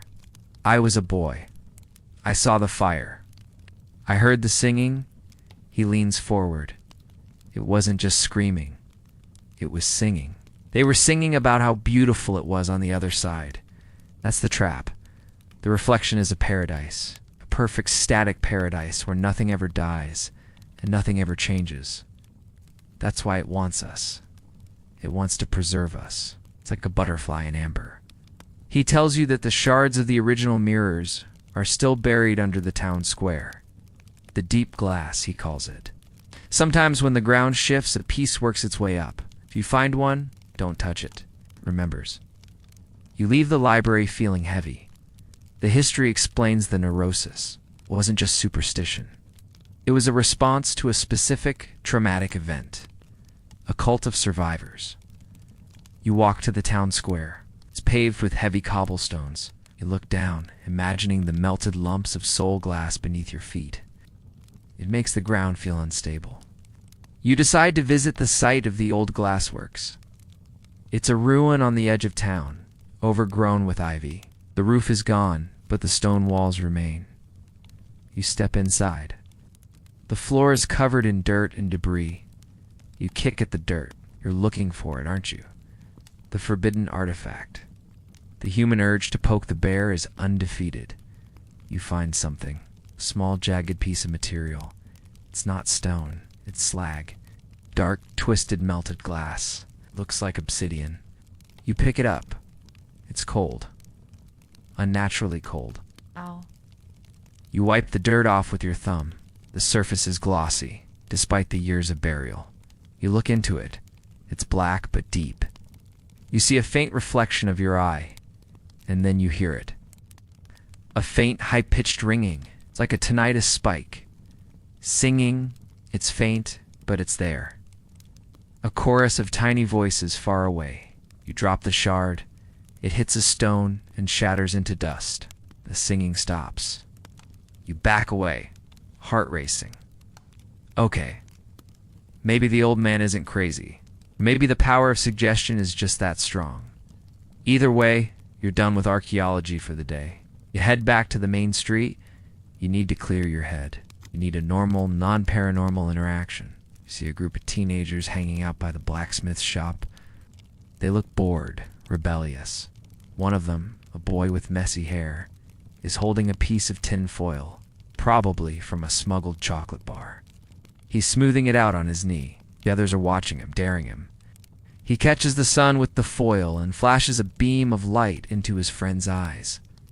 The friend yelps and punches him in the arm. They laugh. "Careful," you call out. "Safety patrol will have your hide." They look at you. The boy with the foil smirks. They're just scared of ghosts. We're not. You don't believe the stories? It's Control Man, the boy says, crumpling the foil. They just don't want us to know how good we look. If we knew we were hot, we'd leave this dump and go to the city. They keep us ugly to keep us here. It's a refreshing take. Teenage cynicism as a counter to ancient horror. To them, the mirror ban isn't metaphysical protection. It's just authoritarian oppression. They frame vanity as liberation. You walk on, pondering this. Is it a cult of fear or a mechanism of control? Probably both. You pass the sanded cell, the town jail. It's a grim building. You wonder who's in there. Probably people like that kid who flashed a light in the wrong eye. You stop at a cafe, the earthen mug. You order a coffee. Comes in a clay cup, black and bitter. The waitress has a scar on her cheek, a long, jagged line. In our world, she would cover that with makeup. She would check it constantly in mirrors, worrying about it. Here, it's just part of her face. She smiles broadly, unself-conscious. Yes, staring, she says, not offended. Sorry, it's just, what a great smile. She touches her scar. I got this from a falling slate. My mother cried because she said it broke the symmetry. But I like it. It feels like texture. It proves I survived something. It does? You agree? Do you have scars? She asks. Those are the hardest to sand down. You talk for a while. It's the most normal conversation you've had. She tells you that despite the fear, people find ways to love themselves. They complement each other's voices, their strength, their kindness. Because they can't focus on the image, they focus on the essence. I think my husband is handsome, she says. Not because I see him clearly. I've never seen him in a mirror, but because he feels handsome. He holds himself like a king. That's enough. It's a beautiful sentiment. Maybe there is an upside to this madness, the depth of connection that we miss in our Tinder-swiping, image-obsessed world. But then she lowers her voice, though sometimes I wonder, just once. I'd like to know if my eyes are blue or green. My mother says green. My father said blue. I'll never know for sure, I can tell you, you say. She freezes, she looks around. Don't. It's bad luck to be told.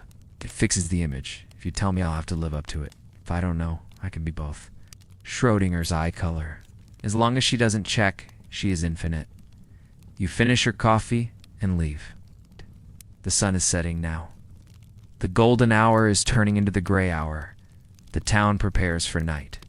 You think about the great shattering, the fire, the screaming glass. It's a powerful myth. It effectively demonizes the very act of introspection. To look at yourself is to risk falling into yourself. Historians argue about the significance of the devil in the mirror trope in folklore. In many traditions, the mirror is a portal for the devil to enter the home. But in others, the mirror is a trap for demons. They see their own ugliness and get stuck. This town believes the mirror is the demon. It doesn't reflect evil. It manufactures it. You return to the inn. The innkeeper is lighting the lanterns. He nods at you. Quiet night, he says. Hopefully you say, you go to your room. You sit on the bed. You take out your notebook and write down the story of Alara. It feels important to document it. You look at the spot on the wall where the mirror used to be. The faded wallpaper. You imagine the mirror hanging there. You imagine Alara falling into it. You wonder, If you had a mirror right now, would you look? Knowing what you know? Knowing the town's history? You reach into your pocket, you pull out your phone. The screen is dark, you hold it up. You don't turn it on. You just use the black glass. You see a silhouette, a shadow of a face. Is it you? Or is it the traveler in the silver coat waiting for you to blink? You put the phone away. You aren't ready to find out. You wake up feeling strange. Not sick exactly, but unmoored. It takes you a minute to realize why. In your normal life, your identity is reinforced the moment you wake up. You see your room, your things, and eventually your face in the bathroom mirror. It's a calibration process. Okay, I'm this person. Look like this. Here, you wake up in a beige box with no visual anchor. You are just a consciousness floating in a wool sweater. You have to actively remember who you are. You decide to spend the day observing. You want to understand how a society functions without the ego check of the mirror. You grab a spot on a bench in the town square. It's market day, so the place is bustling with activity. You watch a blacksmith working. He's a giant of a man, pounding hot iron. He's covered in soot, sweat, and grime. He doesn't care. In our world, he might worry about the smudge on his nose. Here, the smudge is invisible to him. He is defined purely by the rhythm of his hammer. Clang, clang. His identity is the maker of horse hose, not the guy with the dirty face.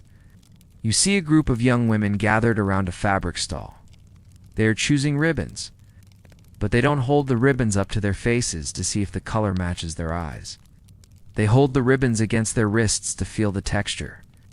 They drape them over their shoulders and ask their friends, "Does this feel like me? Does this feel like me?" It's such a strange question. How does a ribbon feel like a person? They seem to understand. Too slippery, one friend says. You're more velvet. You're right, the girl agrees. I'm velvet. They are defining their identities through metaphor and texture. You are not blonde or brunette. You are rough or smooth, warm or cool. You see a town council member giving a speech on a soapbox. He's an older man with wild, unkempt hair. He looks like a mad scientist. In a televised debate, he'd be laughed off the stage. He has zero polish, but the crowd is hanging on his every word. They aren't distracted by his crooked tie or his spinach-in-teeth situation. They're listening to the cadence of his voice, the logic of his arguments. Without the image, charisma becomes purely auditory and behavioral. You realize that image politics is impossible here. Can't win on a smile if nobody knows you're smiling. You have to win on substance. Or at least, on the sound of substance. You notice something else. People touch each other more. A lot more. Hand on shoulder, hand on arm, hugs, pats on the back. It's not sexual. It's navigational. It's a way of acknowledging presence. I feel you, therefore you are. A man bumps into you. Steady, friend, he says, gripping your elbow. His grip is firm. He doesn't just say sorry and move on. He physically stabilizes you. Thanks, you say. You feel light, he comments. Have you been eating? A man needs weight in this town. Stops you from blowing away. I'll grab a pie, you promise. Do that meat pie. Heavy crust, he pats your arm and moves on. You go to the pie stall. The vendor is a woman with flour in her hair. She doesn't know it's there. You don't tell her. Doesn't matter. Meat pie, you order. Coming up, she says. She hands you a pie that weighs about 2 pounds. Eat it all. It anchors the gut.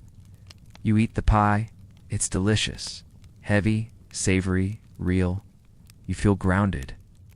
As you eat, you watch a couple arguing. They're standing close, faces inches apart. They aren't looking at each other's eyes in the romantic sense. They are studying the micro-expressions. Without a mirror to practice their own poker faces, their emotions are raw and unguarded. They can't mask because they don't know what the mask looks like. I can hear you lying, the woman says. Your voice gets thin. I'm not lying, the man insists, but his voice cracks. Thin, she repeats. It's like stretched wire. They are reading each other's audio cues like lie detectors. It's intense.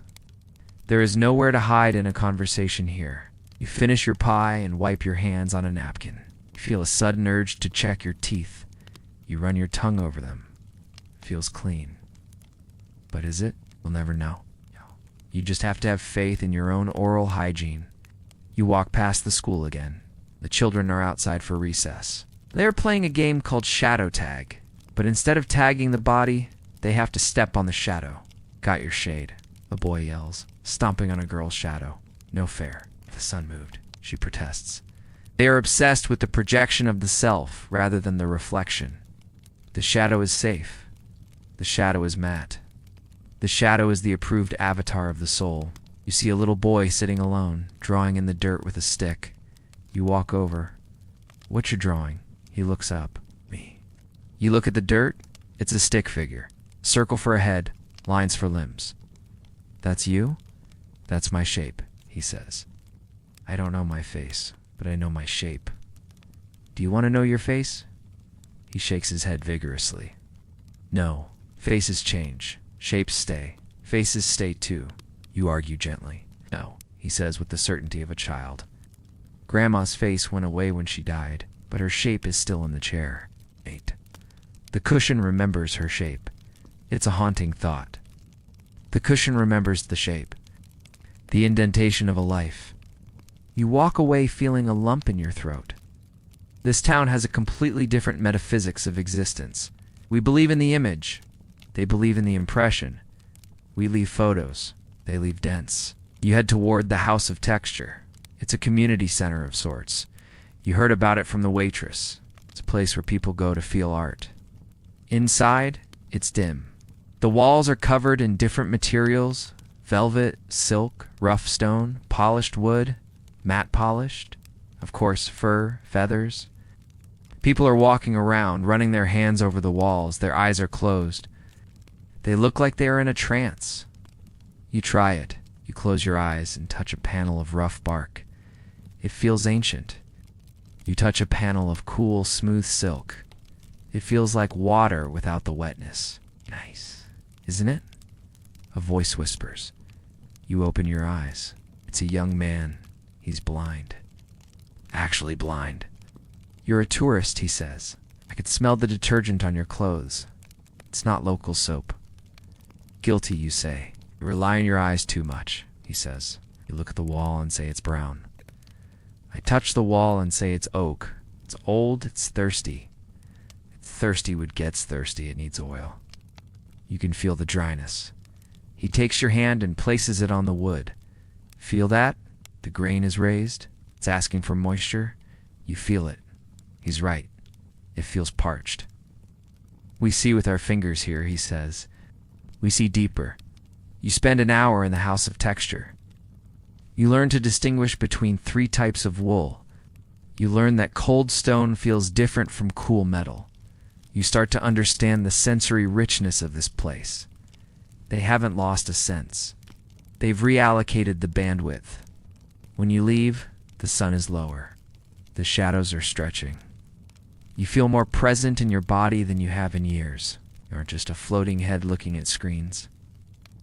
You are a physical object moving through a physical world. Scholars often discuss the Cartesian dualism, the split between mind and body. I think, therefore I am. But in this town, it's more like I touch, therefore I am. Or I am touched. They are living in a pre-Cartesian unity of sensation. You decide to visit the local tailor. You need a button sewn on your jacket, popped off after the heavy pie. The tailor is an old woman with fingers that look like gnarled roots. She doesn't use a mirror. She stands you on a stool and measures you with a tape. Your shoulders are uneven, she mutters, carrying a heavy bag on the right. Switch sides. You're warping your frame. She sews the button on while you're wearing the jacket. Her needle flashes in the dim light. She doesn't prick you once. How do you know if it looks good, you ask? It hangs right, she says. If it hangs right, it looks right. Gravity doesn't lie. Mirrors lie. Mirrors make you suck in your gut. Gravity tells the truth about your weight. She's right. The mirror is a tool of deception. We pose for it, we act for it, but you can't pose for gravity. She finishes. You're solid. Thanks. Don't look in the buttons, she warns. They're bone. But sometimes, if they're polished too smooth, I know. The sole gets sticky, she smiles. You're learning. You walk back to the inn. The town is quieting down. You feel a strange sense of peace. You haven't seen your face all day. And you know what? You didn't miss it. You didn't miss the judgment. You didn't miss the critique. You just existed. You realize that the identity without image isn't a lack of identity. It's a different kind of identity. It's an identity built from the inside out, rather than the outside in. But as you enter your room, you see something on the floor. A small silver coin. It must have fallen out of your pocket. It's lying on the dark wood floor, catching a tiny beam of light from under the door. You stare at it. It's shiny. It's a mirror. A tiny circular mirror. You could pick it up. You could look. Just a quick peek, just to see your eye. You bend down, reach for it, and then you stop. You remember the boy? Grandma's face went away, but her shape is still in the chair. Do you want to be a face, or do you want to be a shape? You pick up the coin, but you keep your thumb over the surface. You don't look, you put it in your pocket. At night, you are just a shape in the dark. And that's enough. The sun is shining in aggressive, cloudless glare that has the whole town on edge. It's the kind of day where the safety patrol is practically vibrating with anxiety, double-checking every matte surface and throwing extra dust on the street lamps. You decide it's a good day to leave your heavy jacket in the room. You grab your lighter canvas bag, throw in a water bottle, opaque plastic naturally, and head out.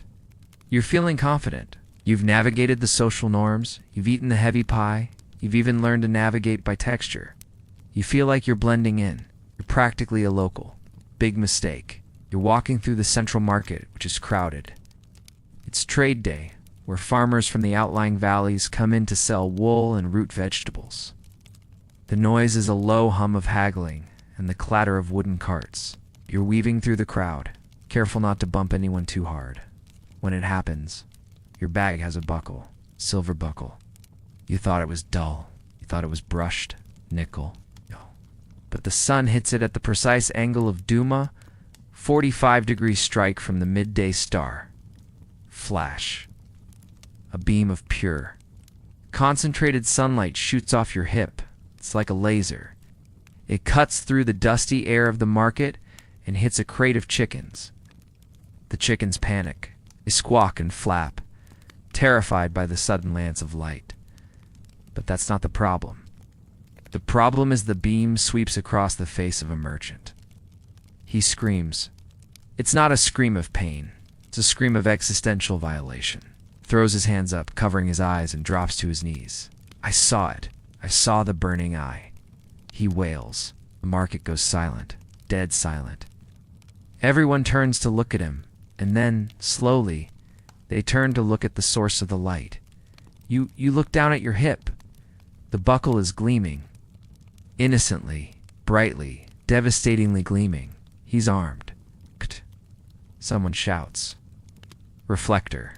Another voice screams. Panic is contagious. In a second, the orderly market turns into a stampede.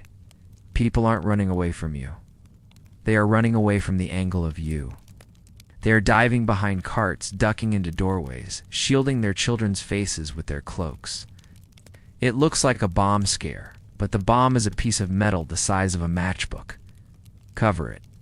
A woman yells, throwing a basket of turnips at you. You fumble with the bag, trying to cover the buckle with your hand. I'm sorry, I didn't know. But it's too late.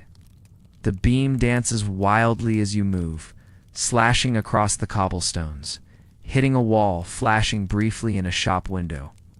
Every time it hits something, people flinch as if they've been whipped. Seize him. The safety patrol is on you in seconds. These aren't the gentle dust sprinklers you saw earlier. These are the heavy hitters. 2 large men in padded leather armor, no metal studs, tackle you. You hit the ground hard. Bag. Get the bag. They rip the bag off your shoulder. One of them immediately throws a heavy wool sack over it, smothering the buckle like it's a radioactive isotope. You are pinned to the ground. Your cheek is pressed against the cold stones. You can see the boots of the crowd gathering around you. They are angry. They are terrified. He tried to blind us, a voice hisses. He's a soul trapper, another mutters. Stand him up. You are hauled to your feet. The captain of the patrol is standing there. He's a grim man with a face like a dried apple. He's holding a bucket of black paint. Hold him, he orders. Wait, you stammer. It was an accident. It's just a buckle. There are no accidents with the light, the captain says solemnly. Light is intent. You brought a mirror into the square. He dips a brush into the paint. This is for your protection and ours. He paints your buckle. Thick, black, tar-like paint. He slathers it on until the silver is completely gone. Then he paints the zipper. Then the metal aglaze on your shoelaces. You are a walking hazard, he says, staring into your eyes. You come here with your shiny things, careless of the spirits you disturb? That man, he points to the merchant who is still rocking back and forth on the ground, thinks he saw his dead father in the flash. Now he has to go to the cleansing ritual. You did that. I didn't mean to, you say, feeling genuine guilt. You didn't realize the psychological fragility of the place. You just flashed a light. But to them, you opened a rift to the afterlife. Ignorance is not a shield, the captain says. Take him to the cell. He needs to decompose. Decompose? You panic? Whoa, hold on. Decompose the image, the captain corrects. You need time in the dark to let the reflections fade from your aura. You are too bright, traveler. You are vibrating. They march you through the town. It's a walk of shame. Double glare at you from the shadows. Mothers pull their children back. You feel like a plague carrier. You pass the whittler from the inn. He shakes his head sadly. I told you, he mouths. The thief is sticky. You are led to the sanded cell. It's a stone building near the river.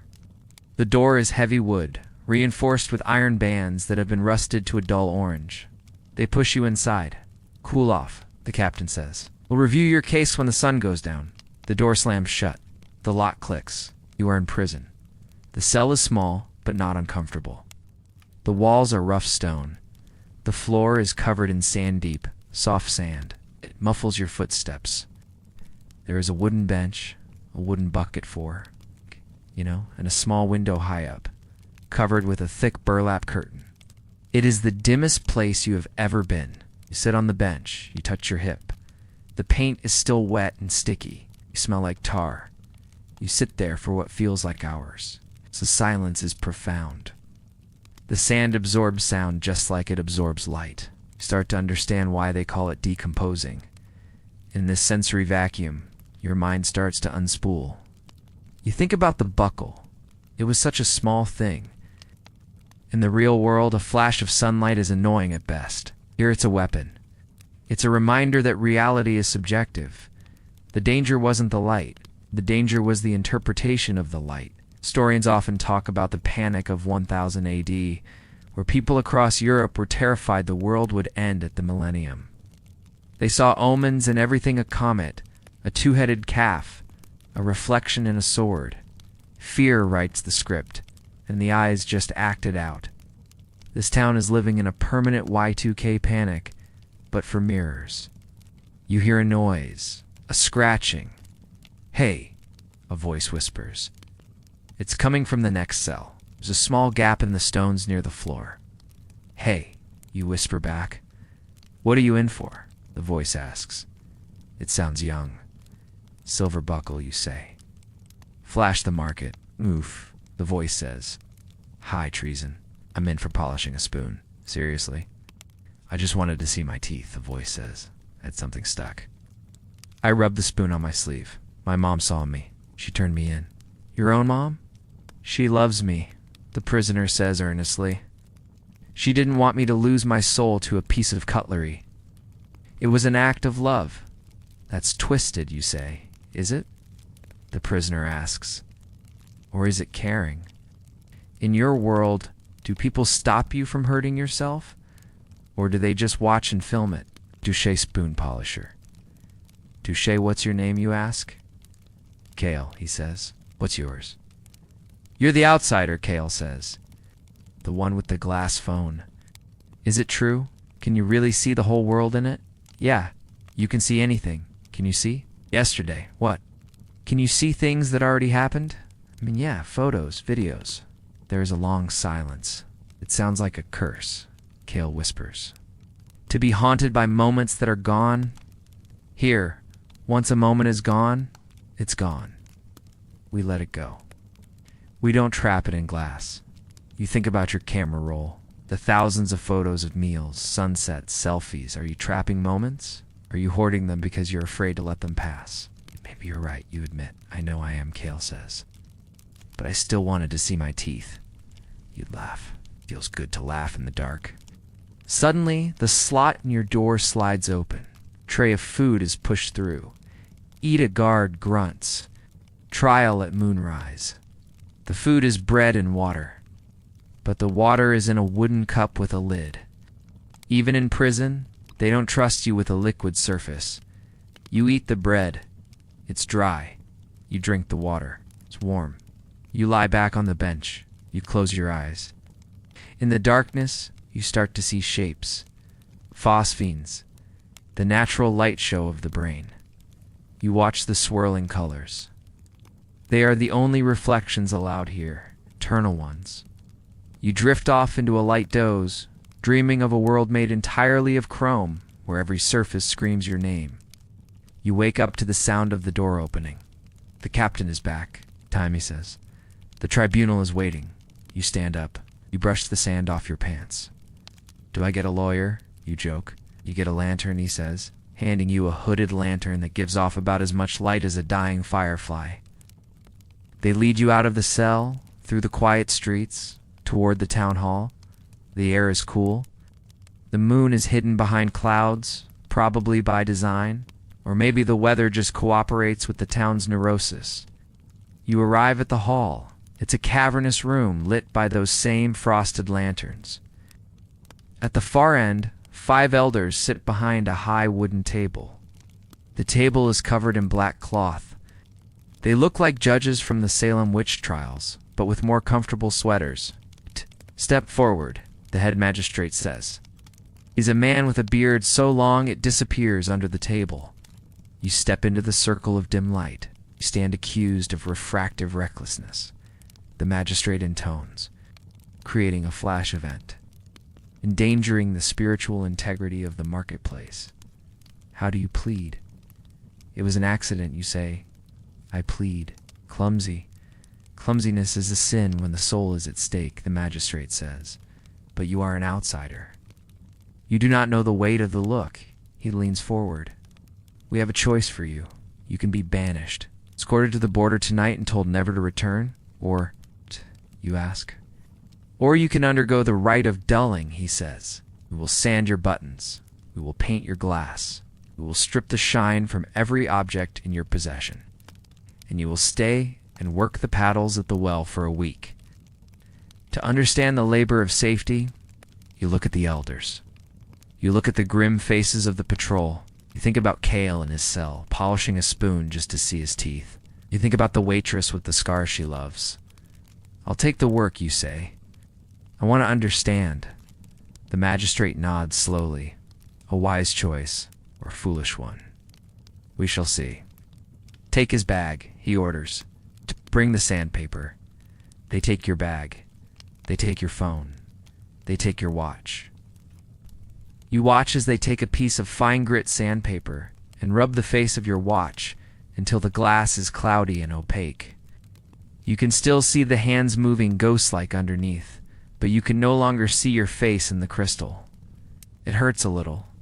That watch was a gift, but it also feels freeing. Now the phone, the captain says. You flinch. Does it have to be sanded? I can just keep it off. No risks, the magistrate says. Sand it. They scrub the screen. Scritch, scritch. The Gorilla Glass turns into a frosty white tablet.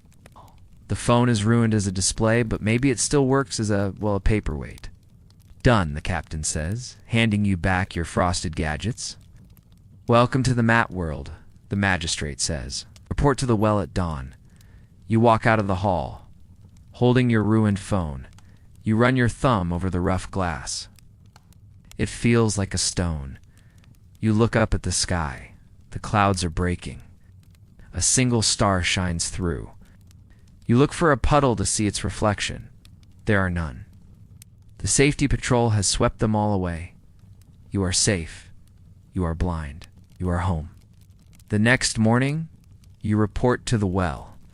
You're expecting a quiet, meditative day of physical labor.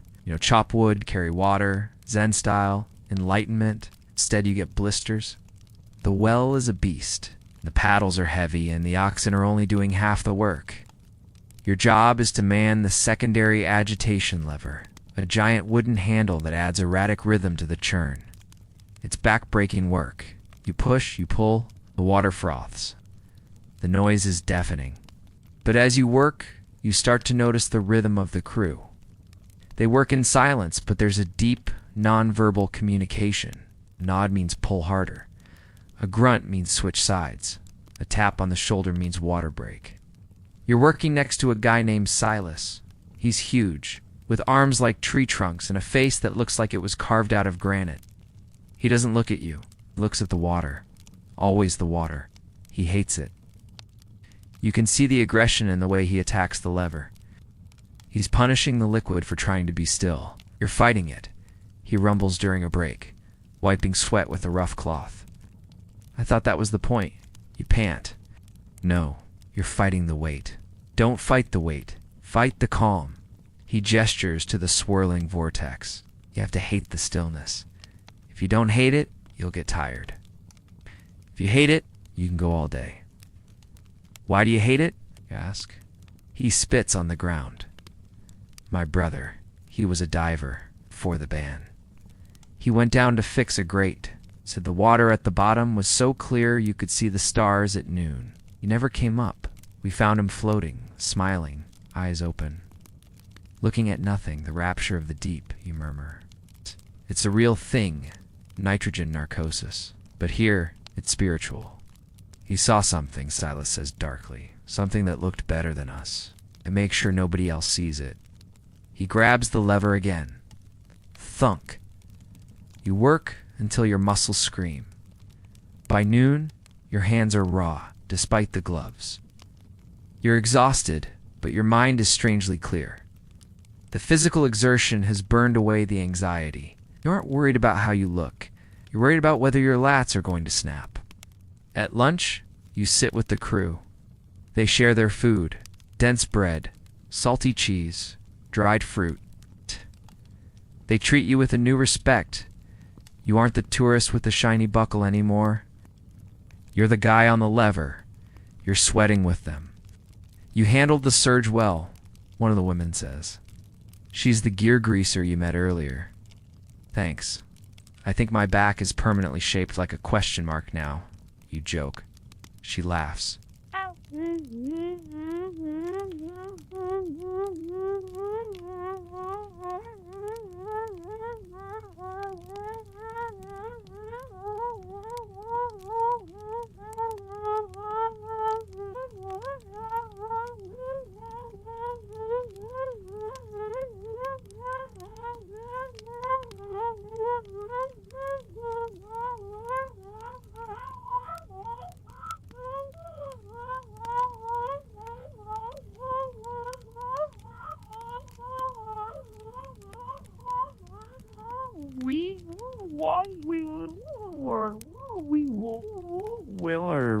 You look at your sanded watch.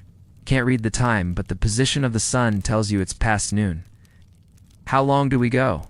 Till the shadows stretch to the well's edge, she says. Then the night shift takes over. You use the big paddles. You finish your shift? Your body feels like jelly, but your spirit feels sanded, smooth.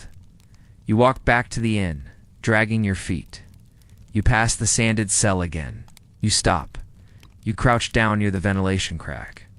Kale, you whisper. Still here. The voice comes back. Did they sand you? phone and watch. And I'm working the well. The well is honest work, Kale says. Better than the mirrors. Mirrors are liars. I thought you liked mirrors. You polished a spoon. I liked the idea, Kale admits. But I've been thinking in here, in the dark.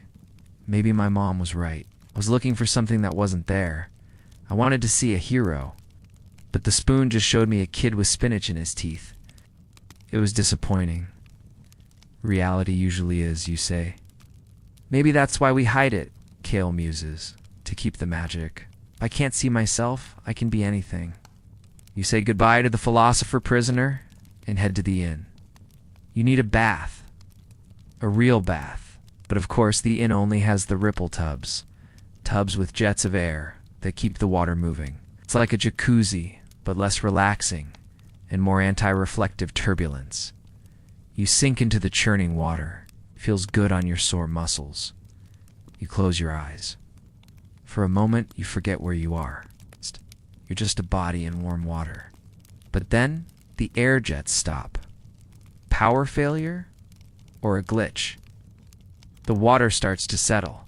You sit up, panic rising. The surface is smoothing out. The steam clears. You look down at your legs. They are pale, distorted by the refraction.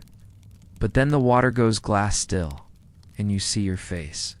It's been days. You look tired. There are dark circles under your eyes. Stubble is uneven. You have a smudge of grease on your forehead. Look human. You don't look like a soul trapped in glass. You don't look like a monster. You just look like a guy who needs a shave and a nap. You stare at yourself. You make a face. You stick out your tongue. The reflection sticks out its tongue. It's mundane. It's wonderfully banally mundane. And then the jets kick back on. Whoosh. The reflection is shredded into foam. You lean back laughing. You're laughing hysterically. The tension breaks. It's all so ridiculous. The fear, the rituals, the sand.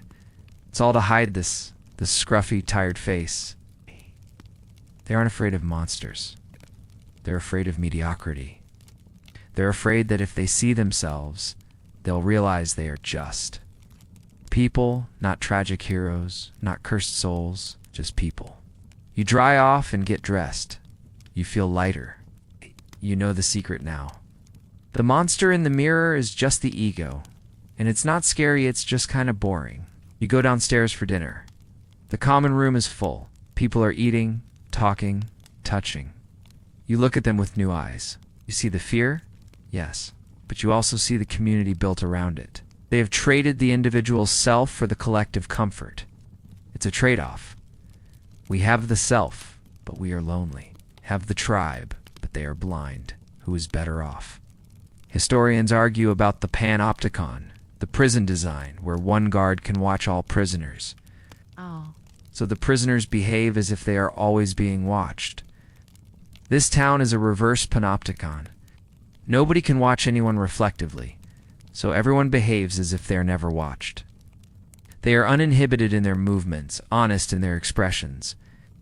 They are free from the tyranny of the gaze, except for the safety patrol. They are the gaze. You finish your meal, the innkeeper pours you a drink. On the house, for the well worker. Thanks. You did good today, he says. Silas says you have a strong pull. High praise from the man of stone. He likes you, says you have heavy hands. That's good. Light hands make mistakes. Heavy hands hold on, you drink the ale. It's dark and heavy, like everything else here. You go to sleep that night without checking the locks. Feel safe. You are part of the machine now. You're an agitator of the deep. But in your dreams, the water stops moving, and the whole town turns into a mirror. And everyone looks down and screams, not because their souls are stolen, but because they realize they are all wearing mismatched socks. Your week of labor passes in a blur of muscle aches and rhythmic thuds. You become a fixture at the well. They start calling you the anchor because you don't complain and you don't float away. You've stopped looking for reflections. You've stopped missing your phone. You've started to enjoy the mat life. But then the summons comes. It's the 7th day. You're wiping down the lever when the captain of the patrol approaches. He's not holding a bucket of paint this time. He's holding a scroll. The tribunal is reconvened, he announces. The magistrate wishes to close your case. I thought I was working it off, you say, wiping your hands. You have worked off the debt of the flash, he says. Now comes the trial of refraction, to see if your mind has settled. You follow him back to the town hall. The mood is different this time. The crowd outside isn't hostile. They're curious. You're the outsider who survived the well. You're a minor celebrity. Inside, the elders are waiting. The room is set up differently. There's a table in the center with a single object on it, covered by a black cloth. Step forward, the magistrate commands. You step up to the table. You have lived among us, the magistrate says. You've labored with us. You've seen the danger of the still surface. Now we must test your understanding. He gestures to the cloth. Under this cloth lies a mirror, a true mirror, shard of the first glass. A gasp goes through the room. Your task is simple, the magistrate says. You must uncover the mirror. You must look into it. You must tell us what you see. It's a trap. If you say, I see myself, you fail because you are admitting the reflection is real. If you say, I see a demon, you fail because you are admitting fear. And if I refuse, you ask, then you are still afraid, the magistrate says. And fear is a crack where the soul leaks out. You take a deep breath, you reach out and pull the cloth away.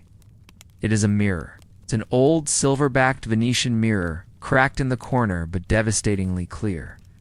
It sits there on the velvet, a window into another world. You look down, see your face. It's leaner than when you arrived. You have a tan. Your eyes look calmer. The room holds its breath. What do you see? The magistrate demands. You look at the elders, look at the crowd. You remember your realization in the tub. I see light. You say light. Just light. You continue, your voice steady. Photons. Bouncing off my face, hitting the glass, bouncing back to my retina. It's physics. It's geometry. It's not a soul. It's not a ghost. It's just math. The magistrate frowns. Math does not steal spirits. Neither does this, you say. You pick up the mirror. The crowd shrieks. You hold it up facing the magistrate. Look, you challenge him. He recoils, covering his eyes. Put it down. It burns. It doesn't burn, you say, walking toward him. It reflects. Look at your beard. It's magnificent. Look at your eyes. They are wise. Stop, he shouts. You are letting the thief out. There is no thief. You shout back. There is only you. You are the thief. You steal your own joy by hiding from it. You turn the mirror toward the captain. He flinches, hand going to his sword. Captain, you say you have a scar on your chin. Do you know that? It gives you character. He blinks, peeking through his fingers. A scar? Right there. From a shaving accident, probably. It proves you bleed. Proves you're real. You turn to the crowd. You hold the mirror up like a beacon. Who wants to see? You ask, who wants to know they exist? Silence. Then, a small movement. Cale, the boy from the jail. He's in the back, released for the trial. He steps forward. I do, he whispers. No, his mother screams. But Cale walks up to you. He looks at the mirror. He stares into it. His eyes go wide. He opens his mouth. He touches his teeth. I have spinach, he says, from lunch. He picks it out. He smiles. I'm here, he says. I'm really here. The tension in the room snaps. It doesn't break into chaos. It breaks into confusion. People are looking at Cale. He hasn't exploded. He hasn't turned into a zombie. It's just a kid with clean teeth. The magistrate slams his gavel. Enough. This is heresy. Science is the language of the deceiver. You explain away the magic with photons, but you cannot explain the feeling of loss. The loss is in your head, you say, putting the mirror down. You feel lost because you don't know where you end and the world begins. The mirror tells you. It draws the line. The magistrate stands up, trembling. You are dangerous. You bring logic to a knife fight with the supernatural. It cannot keep you here. You are disrupting the frequency. I'm leaving, you say. I've seen enough, but you should keep the mirror. Kale needs it. The magistrate looks at the mirror, then at Kale, then at you. Leave, he says, before the sun sets. Take your photons with you. You walk out of the hall. Kale runs after you. Can I keep it? He asks. They'll probably smash it, you say. But you saw, you know. I know, he says. Yeah. You pack your bags. You get your sanded phone, your painted buckle. You head for the edge of town. As you walk, you notice something. The sky's getting dark. Not night dark. Storm dark. Thick, heavy clouds are rolling in. Thunder rumbles. Bad time to leave, the innkeeper says, watching from the doorway. The shattering storm is coming. Shattering storm? Hail, he says. Hail as big as fists. Ice. Ice is a mirror, you know. When it falls, the ground becomes a sea of reflections. We hide in the cellars. I have to go, you say. I've been evicted. Run, he advises. Run for the tree line. The forest breaks the fall, you run. You run out of the town, past the well, past the painted windows. The first hailstone hits the ground in front of you. It's a ball of clear ice. It hits the pavement and shatters. Flash. A tiny momentary reflection of the sky. Then another, and another. The sky is falling. It's bringing the mirrors with it. You sprint toward the forest. Behind you, the town is engulfed in a roar of ice. You look back, the streets are glittering. For the first time in 80 years, the town is covered in light. Millions of tiny, temporary mirrors are dancing on the cobblestones. It's beautiful. It's terrifying. And you realize as you dive under the canopy of the trees that the magistrate was right about one thing. The reflection is a kind of magic. It turns the dull, gray world into a kaleidoscope of diamonds. If you aren't ready for it, it can blind you. You sit under a pine tree, breathing hard. The hail pounds the branches above. You pull out your sanded phone. You try to turn it on. The battery is dead. You laugh. Of course it is. We're alone in the woods, surrounded by ice, with no reflection and no connection. But you have never felt more solid. The hail stops as abruptly as it started, leaving the ground covered in a carpet of melting diamonds. You're shivering under the pine tree, watching the ice turn into slush. The reflection show is over. The world is returning to mud. You need to keep moving. The magistrate's order was leave before sunset, and the sun is currently doing a disappearing act behind the mountains. You check your map paper, thank God, and see a trail that leads up over the ridge, bypasses the main road, and heads toward the neighboring valley. But as you start to climb, you notice something strange. Smoke. Thick black smoke rising from the ridgeline. Is it a forest fire? No. The smoke is too controlled. It's rising in columns spaced evenly apart. You climb higher. The air gets colder, thinner. You reach the crest of the ridge and look down into a small, hidden depression in the mountains. It's a fire pit, a massive one. Dozens of townspeople are there. They're feeding huge bonfires with wet wood, tar, and what looks like old tires. Anything that produces thick, oily smoke. They are building a cloud. You crouch behind a rock. Why are they smoking out the valley? Then you look up. The moon. It's full tonight. Supermoon, bright and massive, hanging in the twilight sky like a giant spotlight.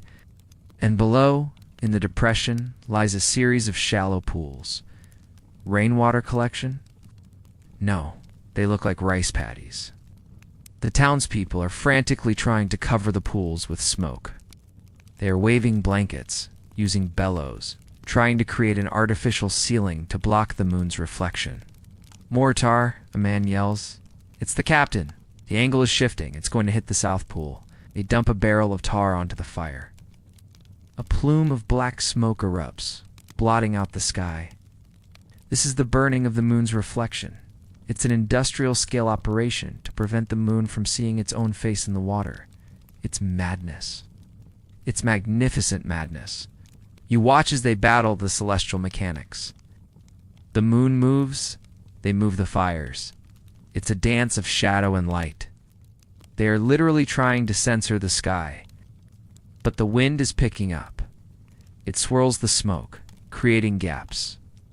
Through one of these gaps, a beam of moonlight strikes the water. Flash, the pool lights up. It's a perfect circle of silver in the darkness. They throw rocks into the pool to break the surface. Splash, splash, the moon is shattered. We lost one, the captain roars. Contain the breach. It's like they're fighting a radiation leak. You realize the sheer scale of their phobia. It's not just personal vanity. They believe the entire universe is at risk. If the moon sees itself, what happens? Does it fall? Does it steal the water? Historians talk about the eclipse rituals of ancient cultures, where people would bang drums and shoot arrows at the sky to scare away the dragon eating the sun. This is the same energy. They are fighting a war against optics. You try to slip away, but your foot dislodges a stone, skitters down the slope. Clatter, heads turn. Spy, someone yells. It's the reflector. They spot you, and they are not happy. You've intruded on their most sacred, secret defense operation. Get 'em. 3 men start scrambling up the slope toward you. They're carrying torches. You run. You don't look back. You scramble over the ridge and slide down the other side, tearing your pants on brambles. You hit the tree line and keep running. You run until your lungs burn. You run until the light of the fires fades behind you. You are deep in the woods now. It's pitch black. You can't see your hand in front of your face, let alone a reflection. You stop to catch your breath. You lean against a tree. And then you see a light. Not a fire. Not a flashlight. Glow. A soft blue, bioluminescent glow. It's coming from further down the valley. You follow it. You are drawn to it. You break through the trees and find yourself on the shore of a lake. But this isn't a normal lake. This is the forbidden Stillwater. The town covers every puddle, churns every well, smokes out every pond, but they can't cover this. It's too big. The lake is perfectly still, glassy, ancient, and it's glowing. The glow is coming from the water itself, or rather, from something in the water. You walk to the edge. You look down. The water is crystal clear, and looking back at you is not you, but it's the stars. The lake is reflecting the sky so perfectly that it looks like a portal to space. You feel like you're standing on the edge of the universe about to fall in. But there's something else. Deep down, below the stars, there are shapes. Glowing pale shapes. They look like people floating, suspended. Are they bodies? You squint. No, they are moving. Slowly. They are statues. Marble statues. Hundreds of them. Lying on the lake bed. And they are all looking up. They are all looking at their own reflections on the underside of the surface. This is the graveyard of the vain. Or the museum of the perfectionists. Did the town throw them here? Or did they walk in? You remember Silas's brother? He went down to fix a grate. He never came up. You realize with a jolt of horror that these aren't statues. They are the hollows. The people who lost their souls. The town didn't bury them. They sank them. To keep them safe. To keep them in the one place where they could look at themselves forever without hurting anyone. It's a preservation tank. A cryo chamber for the narcissists. You back away. This is too much. Smoke, the tar.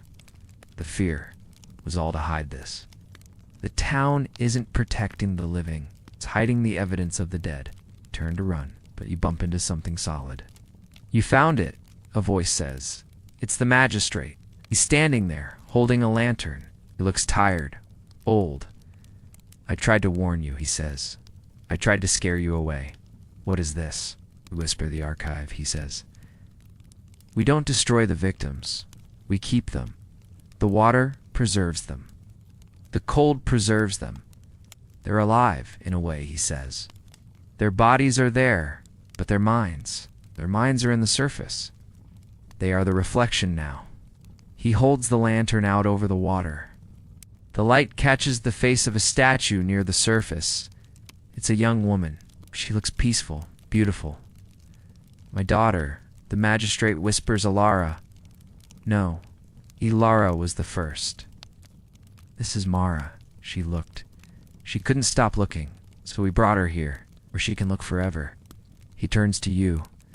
Do you understand now? It's not superstition, it's quarantine. You look at the lake. You look at the glowing shapes. It's horrifying, yes, but it's also loving. In a twisted, desperate way. They are keeping their loved ones in a state of suspended animation, waiting for a cure that will never come. You have to leave, the magistrate says. Really leave, over the pass. Forget you saw this. I can't forget this, you say. Try, he says, for your own sake. If you remember it, you might start to envy them. Envy them.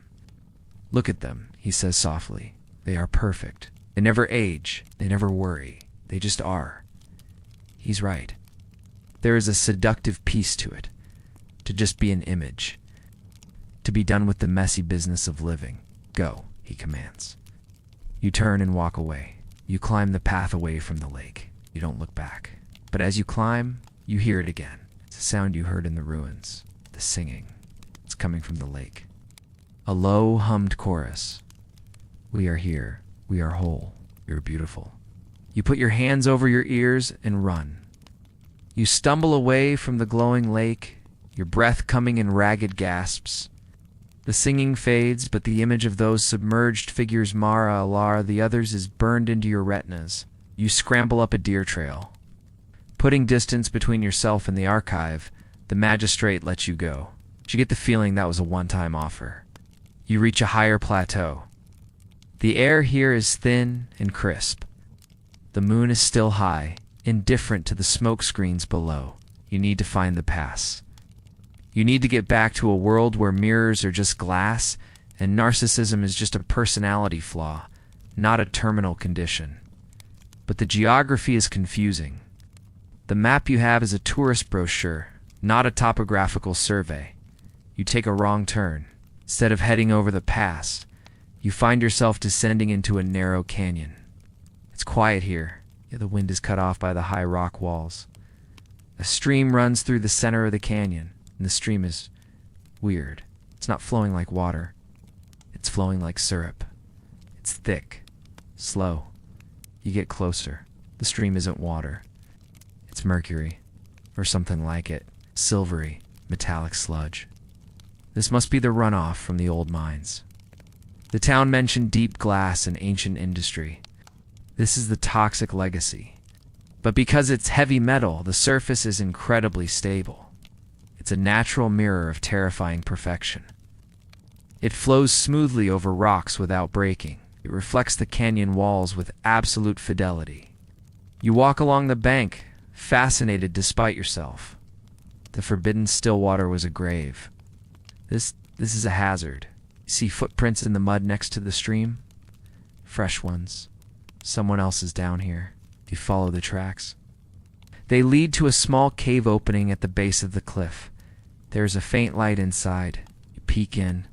It's a hermit's den. There's a small fire, a bedroll, and a glass. Everywhere. Shards of glass hanging from strings like wind chimes. Broken mirrors glued to the walls. Bottles arranged to catch the light. Sitting in the middle of it all is a man. He's wearing rags, but his face is clean-shaven. He's holding a piece of mirror in his hand, shaving. He stops. He sees you in the reflection. He doesn't turn around. He talks to your reflection. You're loud, he says. For a shadow, I'm not a shadow, you say, stepping into the light. He turns. He's young, maybe 30, but his eyes look ancient. You're the stranger, he says. The one who flashed the market. News travels fast. Light travels faster. He grins. I saw it from the ridge. A beautiful signal. Who are you? I'm the Watcher, he says, or the Exile. Depends on who you ask. The magistrate calls me the infected. Why? Because I looked, he says simply.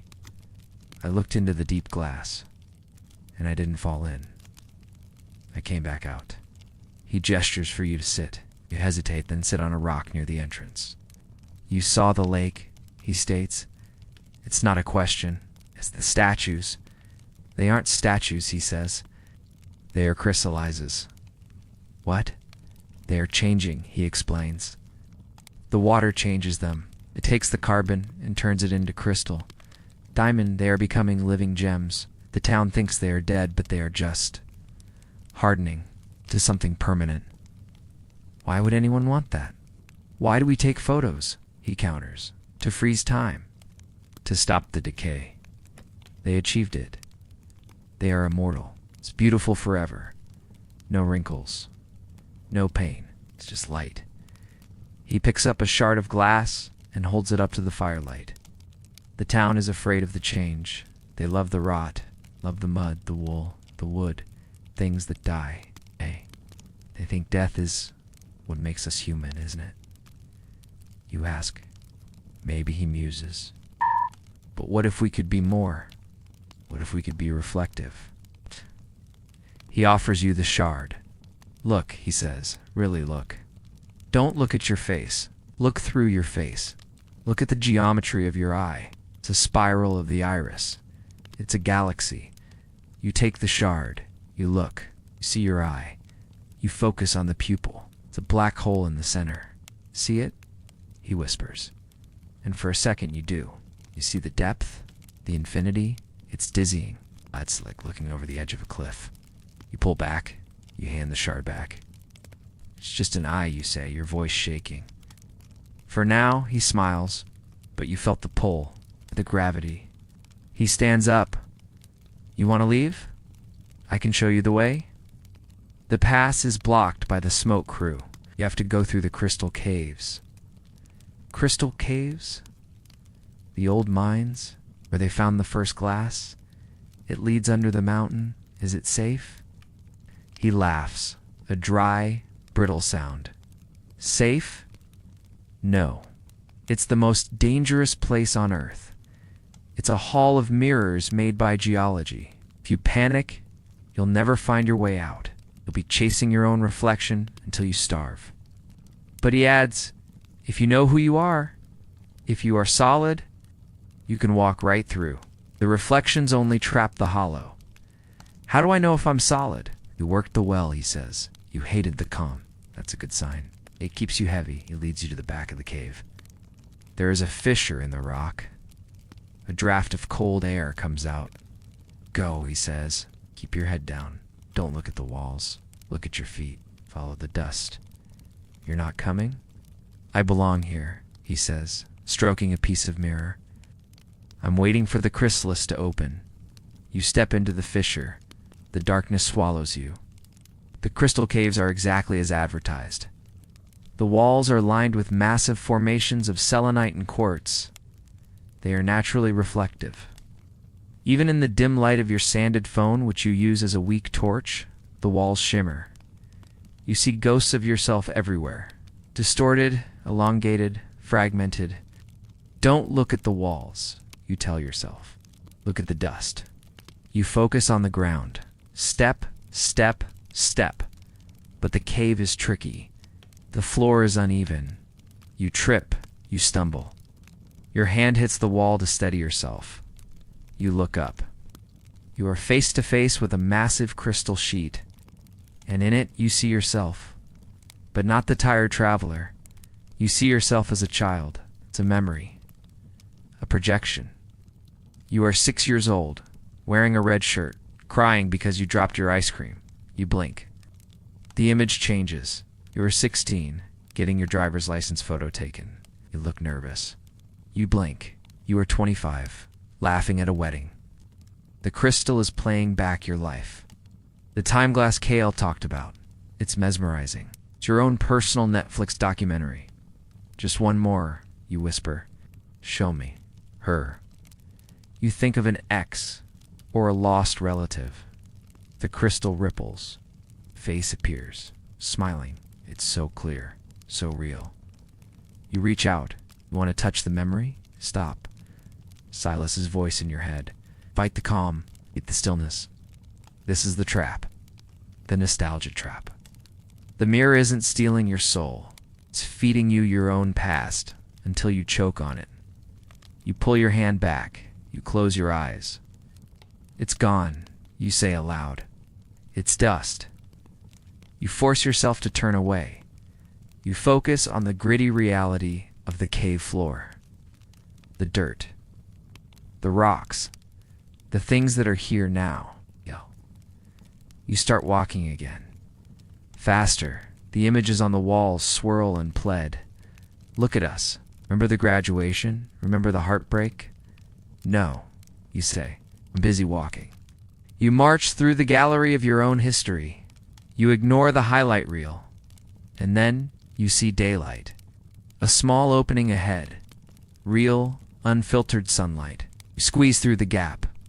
You burst out into the fresh air. You are on the other side of the ridge. The valley of the town is behind you. The smoke is just a smudge in the distance. You are out. You look at your hands. They are scraped and dirty. You have dirt under your fingernails. You've never loved dirt so much. You sit on a grassy knoll and just breathe. You survived the archives, the exile, and the cinema of the self. But as you sit there, you notice something in your pocket. It's heavy. You reach in. It's the shard, the one the exile was holding. He must have slipped it into your pocket. You hold it up. It catches the sun. You could throw it away, toss it into the ravine. But you don't. You wrap it in a piece of cloth from your bag. You tuck it deep into your pocket. Why? Because maybe, just maybe, you want to remember what it felt like to see the galaxy in your own eye, just for a second. You've escaped the crystal caves, but the psychological aftershocks are still rattling around in your brain. You descend the mountain, your boots crunching on loose shale. The sun is setting. Again, time moves weirdly when you're fighting for your metaphysical life, and the shadows are lengthening across the new valley. This valley is different. It's wilder. No carefully manicured matte buildings, just raw nature. And nature, you realize, is full of reflections. The stream you're following widens into a river. The water is calm here, unagitated by terrified oxen. It reflects the trees, the sky, the birds. It's beautiful. And it's terrifying. Because now, you know what to look for. You approach the water to fill your bottle. You kneel down. The surface is like a sheet of obsidian. You see your face, but this time, you don't look away. You remember the exile's words. Look through the face. You stare into your own eyes, and you see something behind them, a flicker, a shadow. Is it the inner self, or is it just a trick of the light? Suddenly, the reflection blinks. You didn't blink. You freeze. Your heart hammers against your ribs like a trapped bird.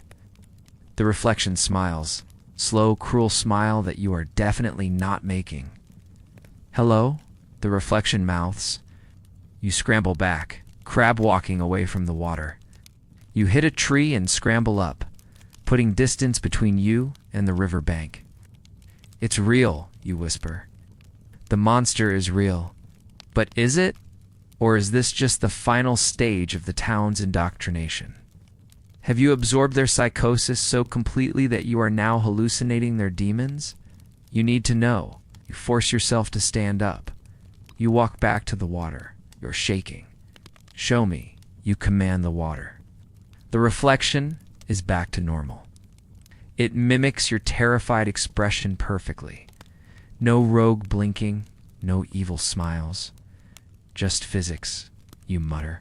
Just photons. But then a fish jumps. Splash. The ripples spread. And in the distortion of the ripples, the face changes again. It elongates. The eyes become hollow pits. The mouth becomes a scream. It's the hollow face the old man warned you about. You realize the truth. The town isn't afraid of a monster in the water. They are afraid of the monster of the water, the distortion. The way the reflection takes the human form and twists it into something unrecognizable. When you see yourself distorted, you feel distorted. The image infects the reality. If you see yourself as a monster long enough, you become one. That's the curse. The curse isn't magic. It's dysmorphia. The town solved dysmorphia by banning the image. You sit on a rock, watching the river flow. You feel a strange sense of pity for the reflection. It's trapped there, dependent on you to exist. Without you, it's nothing. You're not the boss of me, you tell the water. It's a childish thing to say to a river, but it feels empowering. You camp for the night under the stars. You don't light a fire. You don't want to create any more flickering shadows. You lie in your sleeping bag, staring up at the Milky Way. It's the one thing you can look at safely. It's too far away to reflect you. It's indifferent. But as you drift off, you have a nightmare. You are back in the town. But the town has changed. All the matte paint has peeled away. Every building is made of chrome. Every street is a mirror. You are walking through the streets, and everywhere you look, you see yourself. 1,000 of yous. But they are all doing different things. One is crying. One is laughing. One is old. One is a child. They all turn to look at you. Which one is real? They chorus. I am. You scream. Prove it, they say. Show us your shape.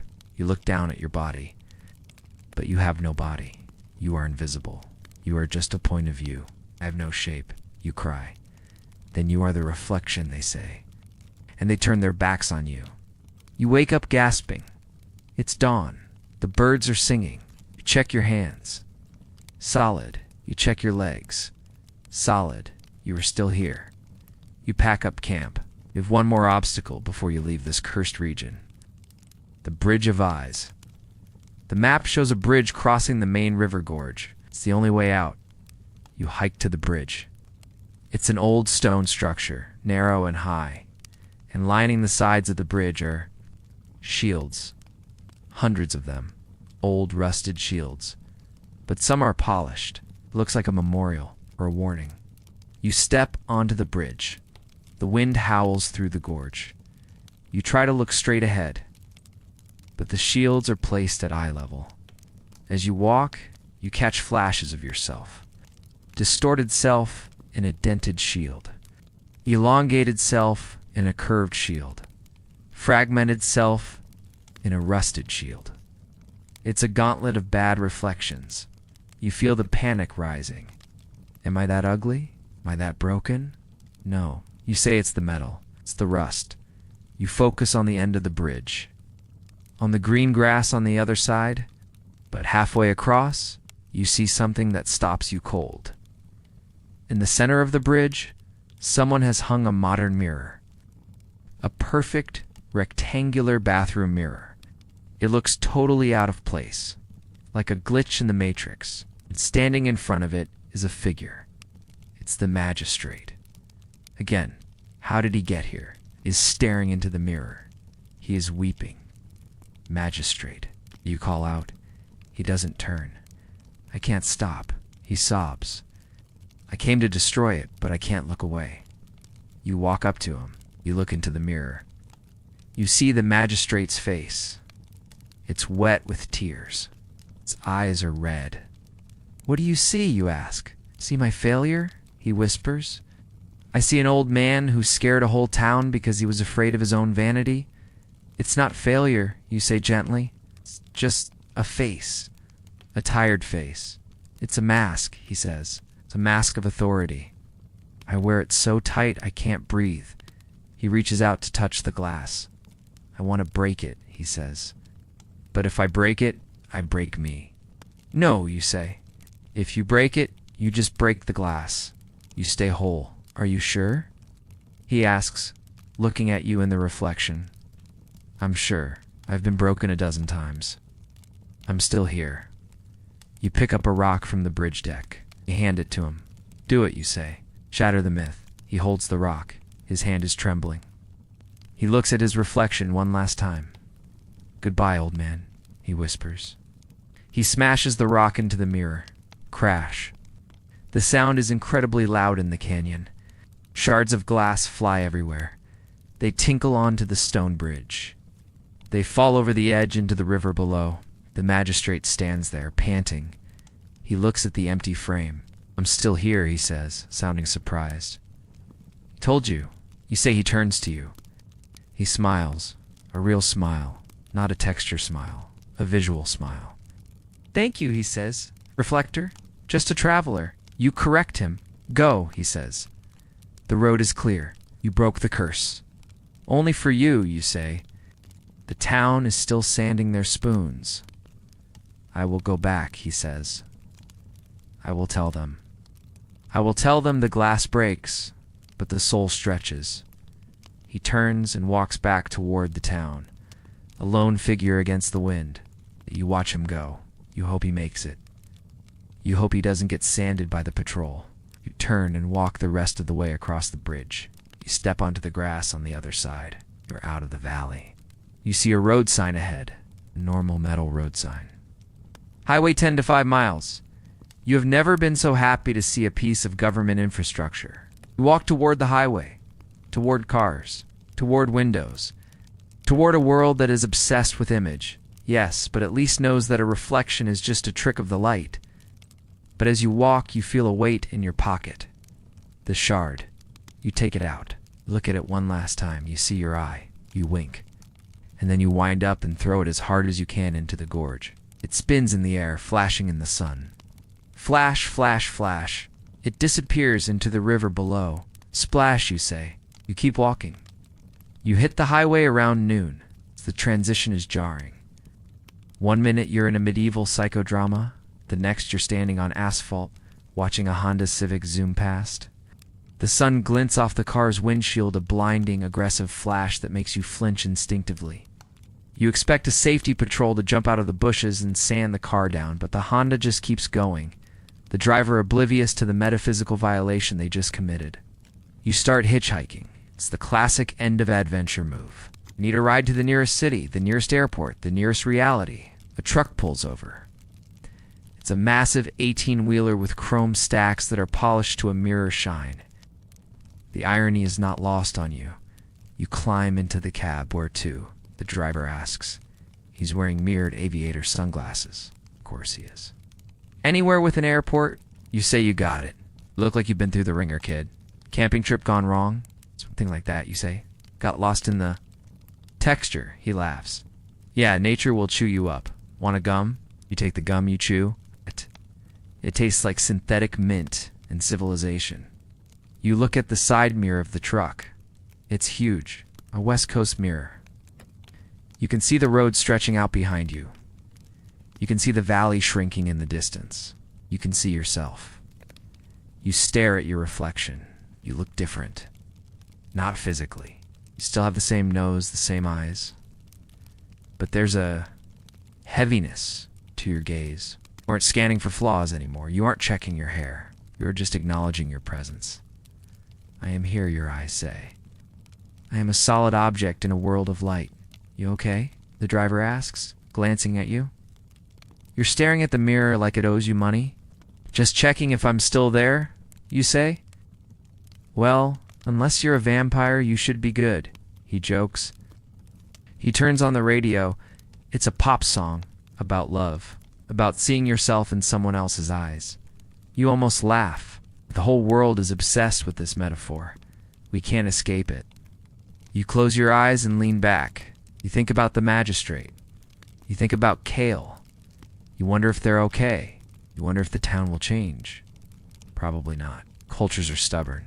They might smash a few mirrors, but they'll probably go back to painting the windows next week. Fear is a habit, but maybe, just maybe, a few people will start carrying polished coins in their pockets. A secret resistance of vanity. The truck rumbles on. You drift into a half-sleep. Suddenly, the driver slams on the brakes. "Whoa," you jerk awake. "What is it, dear?" he says. Right in the middle of the road, staring at the headlights. You look out the windshield. Deer is standing there, frozen. It's looking directly at the chrome bumper of the truck. It sees its reflection. It's mesmerized. "Move, Bambi." The driver yells, honking the horn. The deer doesn't move. It steps closer to the bumper. It sniffs its own image. You feel a chill. It's happening again. The trap. At. Don't look, you whisper to the deer. At. The deer licks the chrome. Then it shakes its head, seemingly disappointed that the other deer tastes like metal, and bounds away into the forest. The driver laughs. Stupid animal! It just wanted to know who it was, you say? It doesn't know anything. He puts the truck in gear, and you start moving again. But you look back at the spot where the deer was. You realize that we are all that deer. We are all staring at the chrome bumper of the universe, trying to figure out if we are real. Sometimes we get disappointed that it just tastes like metal. You arrive at the airport. It's a temple of glass. Glass walls, glass doors, glass display cases. It's overwhelming. You feel exposed. You feel like everyone can see your soul vibrating. You go to the restroom. You stand in front of the sink. There it is. The final boss. The airport bathroom mirror. It stretches the entire length of the wall. It is mercilessly lit by fluorescent tubes. It shows everything. Every pore. Every wrinkle. Every insecurity. A man is standing next to you, fixing his tie. He's frowning at himself. He adjusts the knot. Frowns again. Looks miserable. He is trapped in the loop. You look at yourself. You are dirty. Your clothes are torn. You have a tan line from where the safety goggles would be if you wore them. You smile. You don't fix your hair. You don't wash your face. You just look. Nice shape, you say, to your reflection. The man with the tie looks at you like you're crazy. Excuse me? I said nice shape, you repeat. You have a good shape. Solid. He blinks. He looks at himself. He stands up a little straighter. Thanks, he says. Confused but pleased. Don't let the glass eat you, you advise. You walk out of the bathroom. You buy a ticket. You get on a plane. As the plane takes off, you look out the window. You see the ground falling away. You see the rivers, the roads, the towns, and then the plane banks. And for a second, you see the reflection of the plane in a lake below. It's a tiny silver cross moving across the water. It looks fragile, looks temporary. But it's moving, it's flying, and that's enough. You land in your home city. It's night. The skyline is ablaze with lights, every skyscraper a towering monolith of glass reflecting the city back at itself. It's a hall of mirrors on a macro scale. You take a cab to your apartment, the neon signs washing over your face in the back seat, blue, gold. You are being painted by the light of a million advertisements, all screaming for attention. You unlock your front door. The air inside is stale. You've been gone a while. You drop your bag on the floor, the same bag that caused a riot with a buckle flash. It looks out of place here on your hardwood floor. It looks like an artifact from another timeline. You walk through your apartment. You turn on the lights, and there it is. The hallway mirror. It's an antique, hung there by the previous tenant. You used to check your outfit in it every morning. You used to practice your serious meeting face in it. Now, it looks like a weapon, or a portal. You stand in front of it. You're wearing your travel clothes jeans stiff with dirt, a shirt that smells of campfire and fear. You look wild. You reach out and touch the glass. It's cold, hard, barrier and bridge. I'm back, you whisper. The reflection mouths the words back, but it feels flat. It lacks the gravity of the forbidden lake. It lacks the danger of the deep glass. It's just a household appliance. You realize the magic of the town wasn't just in the fear, it was in the meaning. They gave the reflection power by fearing it. Here we strip it of power by commodifying it. We take a selfie, filter it, post it, and forget it. We don't fear the soul theft, we invite it. Give our souls away in 1080p. You go to your bedroom. You start to undress. You peel off the layers of the journey. The socks that walk the crystal caves. The jacket that survived the hail. You take a shower, a real shower, with hot water and soap that smells like lavender, not sand. You scrub the grime off your skin. You watch the dirty water swirl down the drain. Agitate the water. Keep it moving. You laugh. You can't help it. The indoctrination runs deep. You step out of the shower and wipe the steam off the bathroom mirror. Clean pink, vulnerable. You lean in close. You lean in close. You look at your eyes. Are you in there? Your pupils dilate slightly in the dim light. Yeah, you're in there. You go to the kitchen. You make toast. You eat it standing up, looking out the window at the city. You see a woman in the apartment across the alley. She is doing yoga in front of a mirror. She is correcting her posture. She is seeking perfection. You see a teenager 2 floors down taking a selfie in the window reflection. He tilts his head, finds the angle, snaps. He checks it. He frowns. He snaps again. They are all doing it. The rituals of the image. But you just eat your toast. You don't check your reflection in the window. You watch the street below. You watch a cat walking along a fence. A real cat, not a reflection. You feel a sense of liberation. You've broken the loop. You decide to do something radical. You walk back to the hallway mirror. You take it off the wall. It's heavy. You carry it to the closet. You turn it around, facing the back wall. You close the closet door. You look at the empty space on the wall. The paint is a slightly different color there, unfaded by the sun. It's a blank rectangle, a matte space. Much better, you say. You sit on your couch. You pick up your phone, your new phone, since the other one was sanded into oblivion. You open the camera app. The front-facing camera turns on. You see your face on the screen. You stare at it for a second. Then you flip the camera. Now it shows the room, the empty wall, the window. Snap a picture of the empty wall. You post it. No caption, no filter, just a blank space. A space for a shape to be. Put the phone down. You turn off the lights. You lie in the dark, listening to the city hum. It's not the churning of a water wheel, but it's a rhythm. You close your eyes. You visualize the lake, the stars in the water, the statues. You realize that you left a part of yourself there, not a soul fragment trapped in glass, but a memory, a version of you that believed in magic, and that's okay. We leave pieces of ourselves everywhere.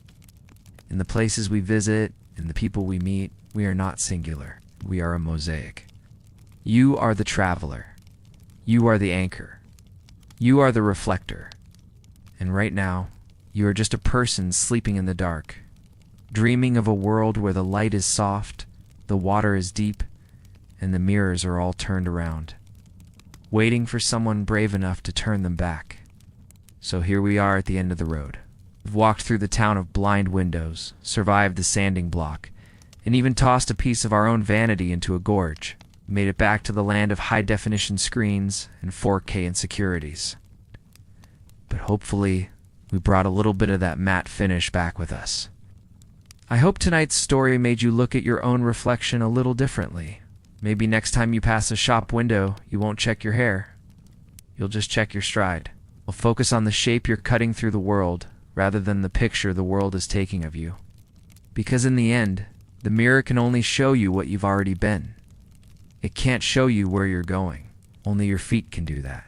You can open your eyes now or keep them closed and drift off. The screen is going dark. The reflection is fading, and that's perfectly fine. You're still there. You're solid. Good night, guys. Sweet dreams.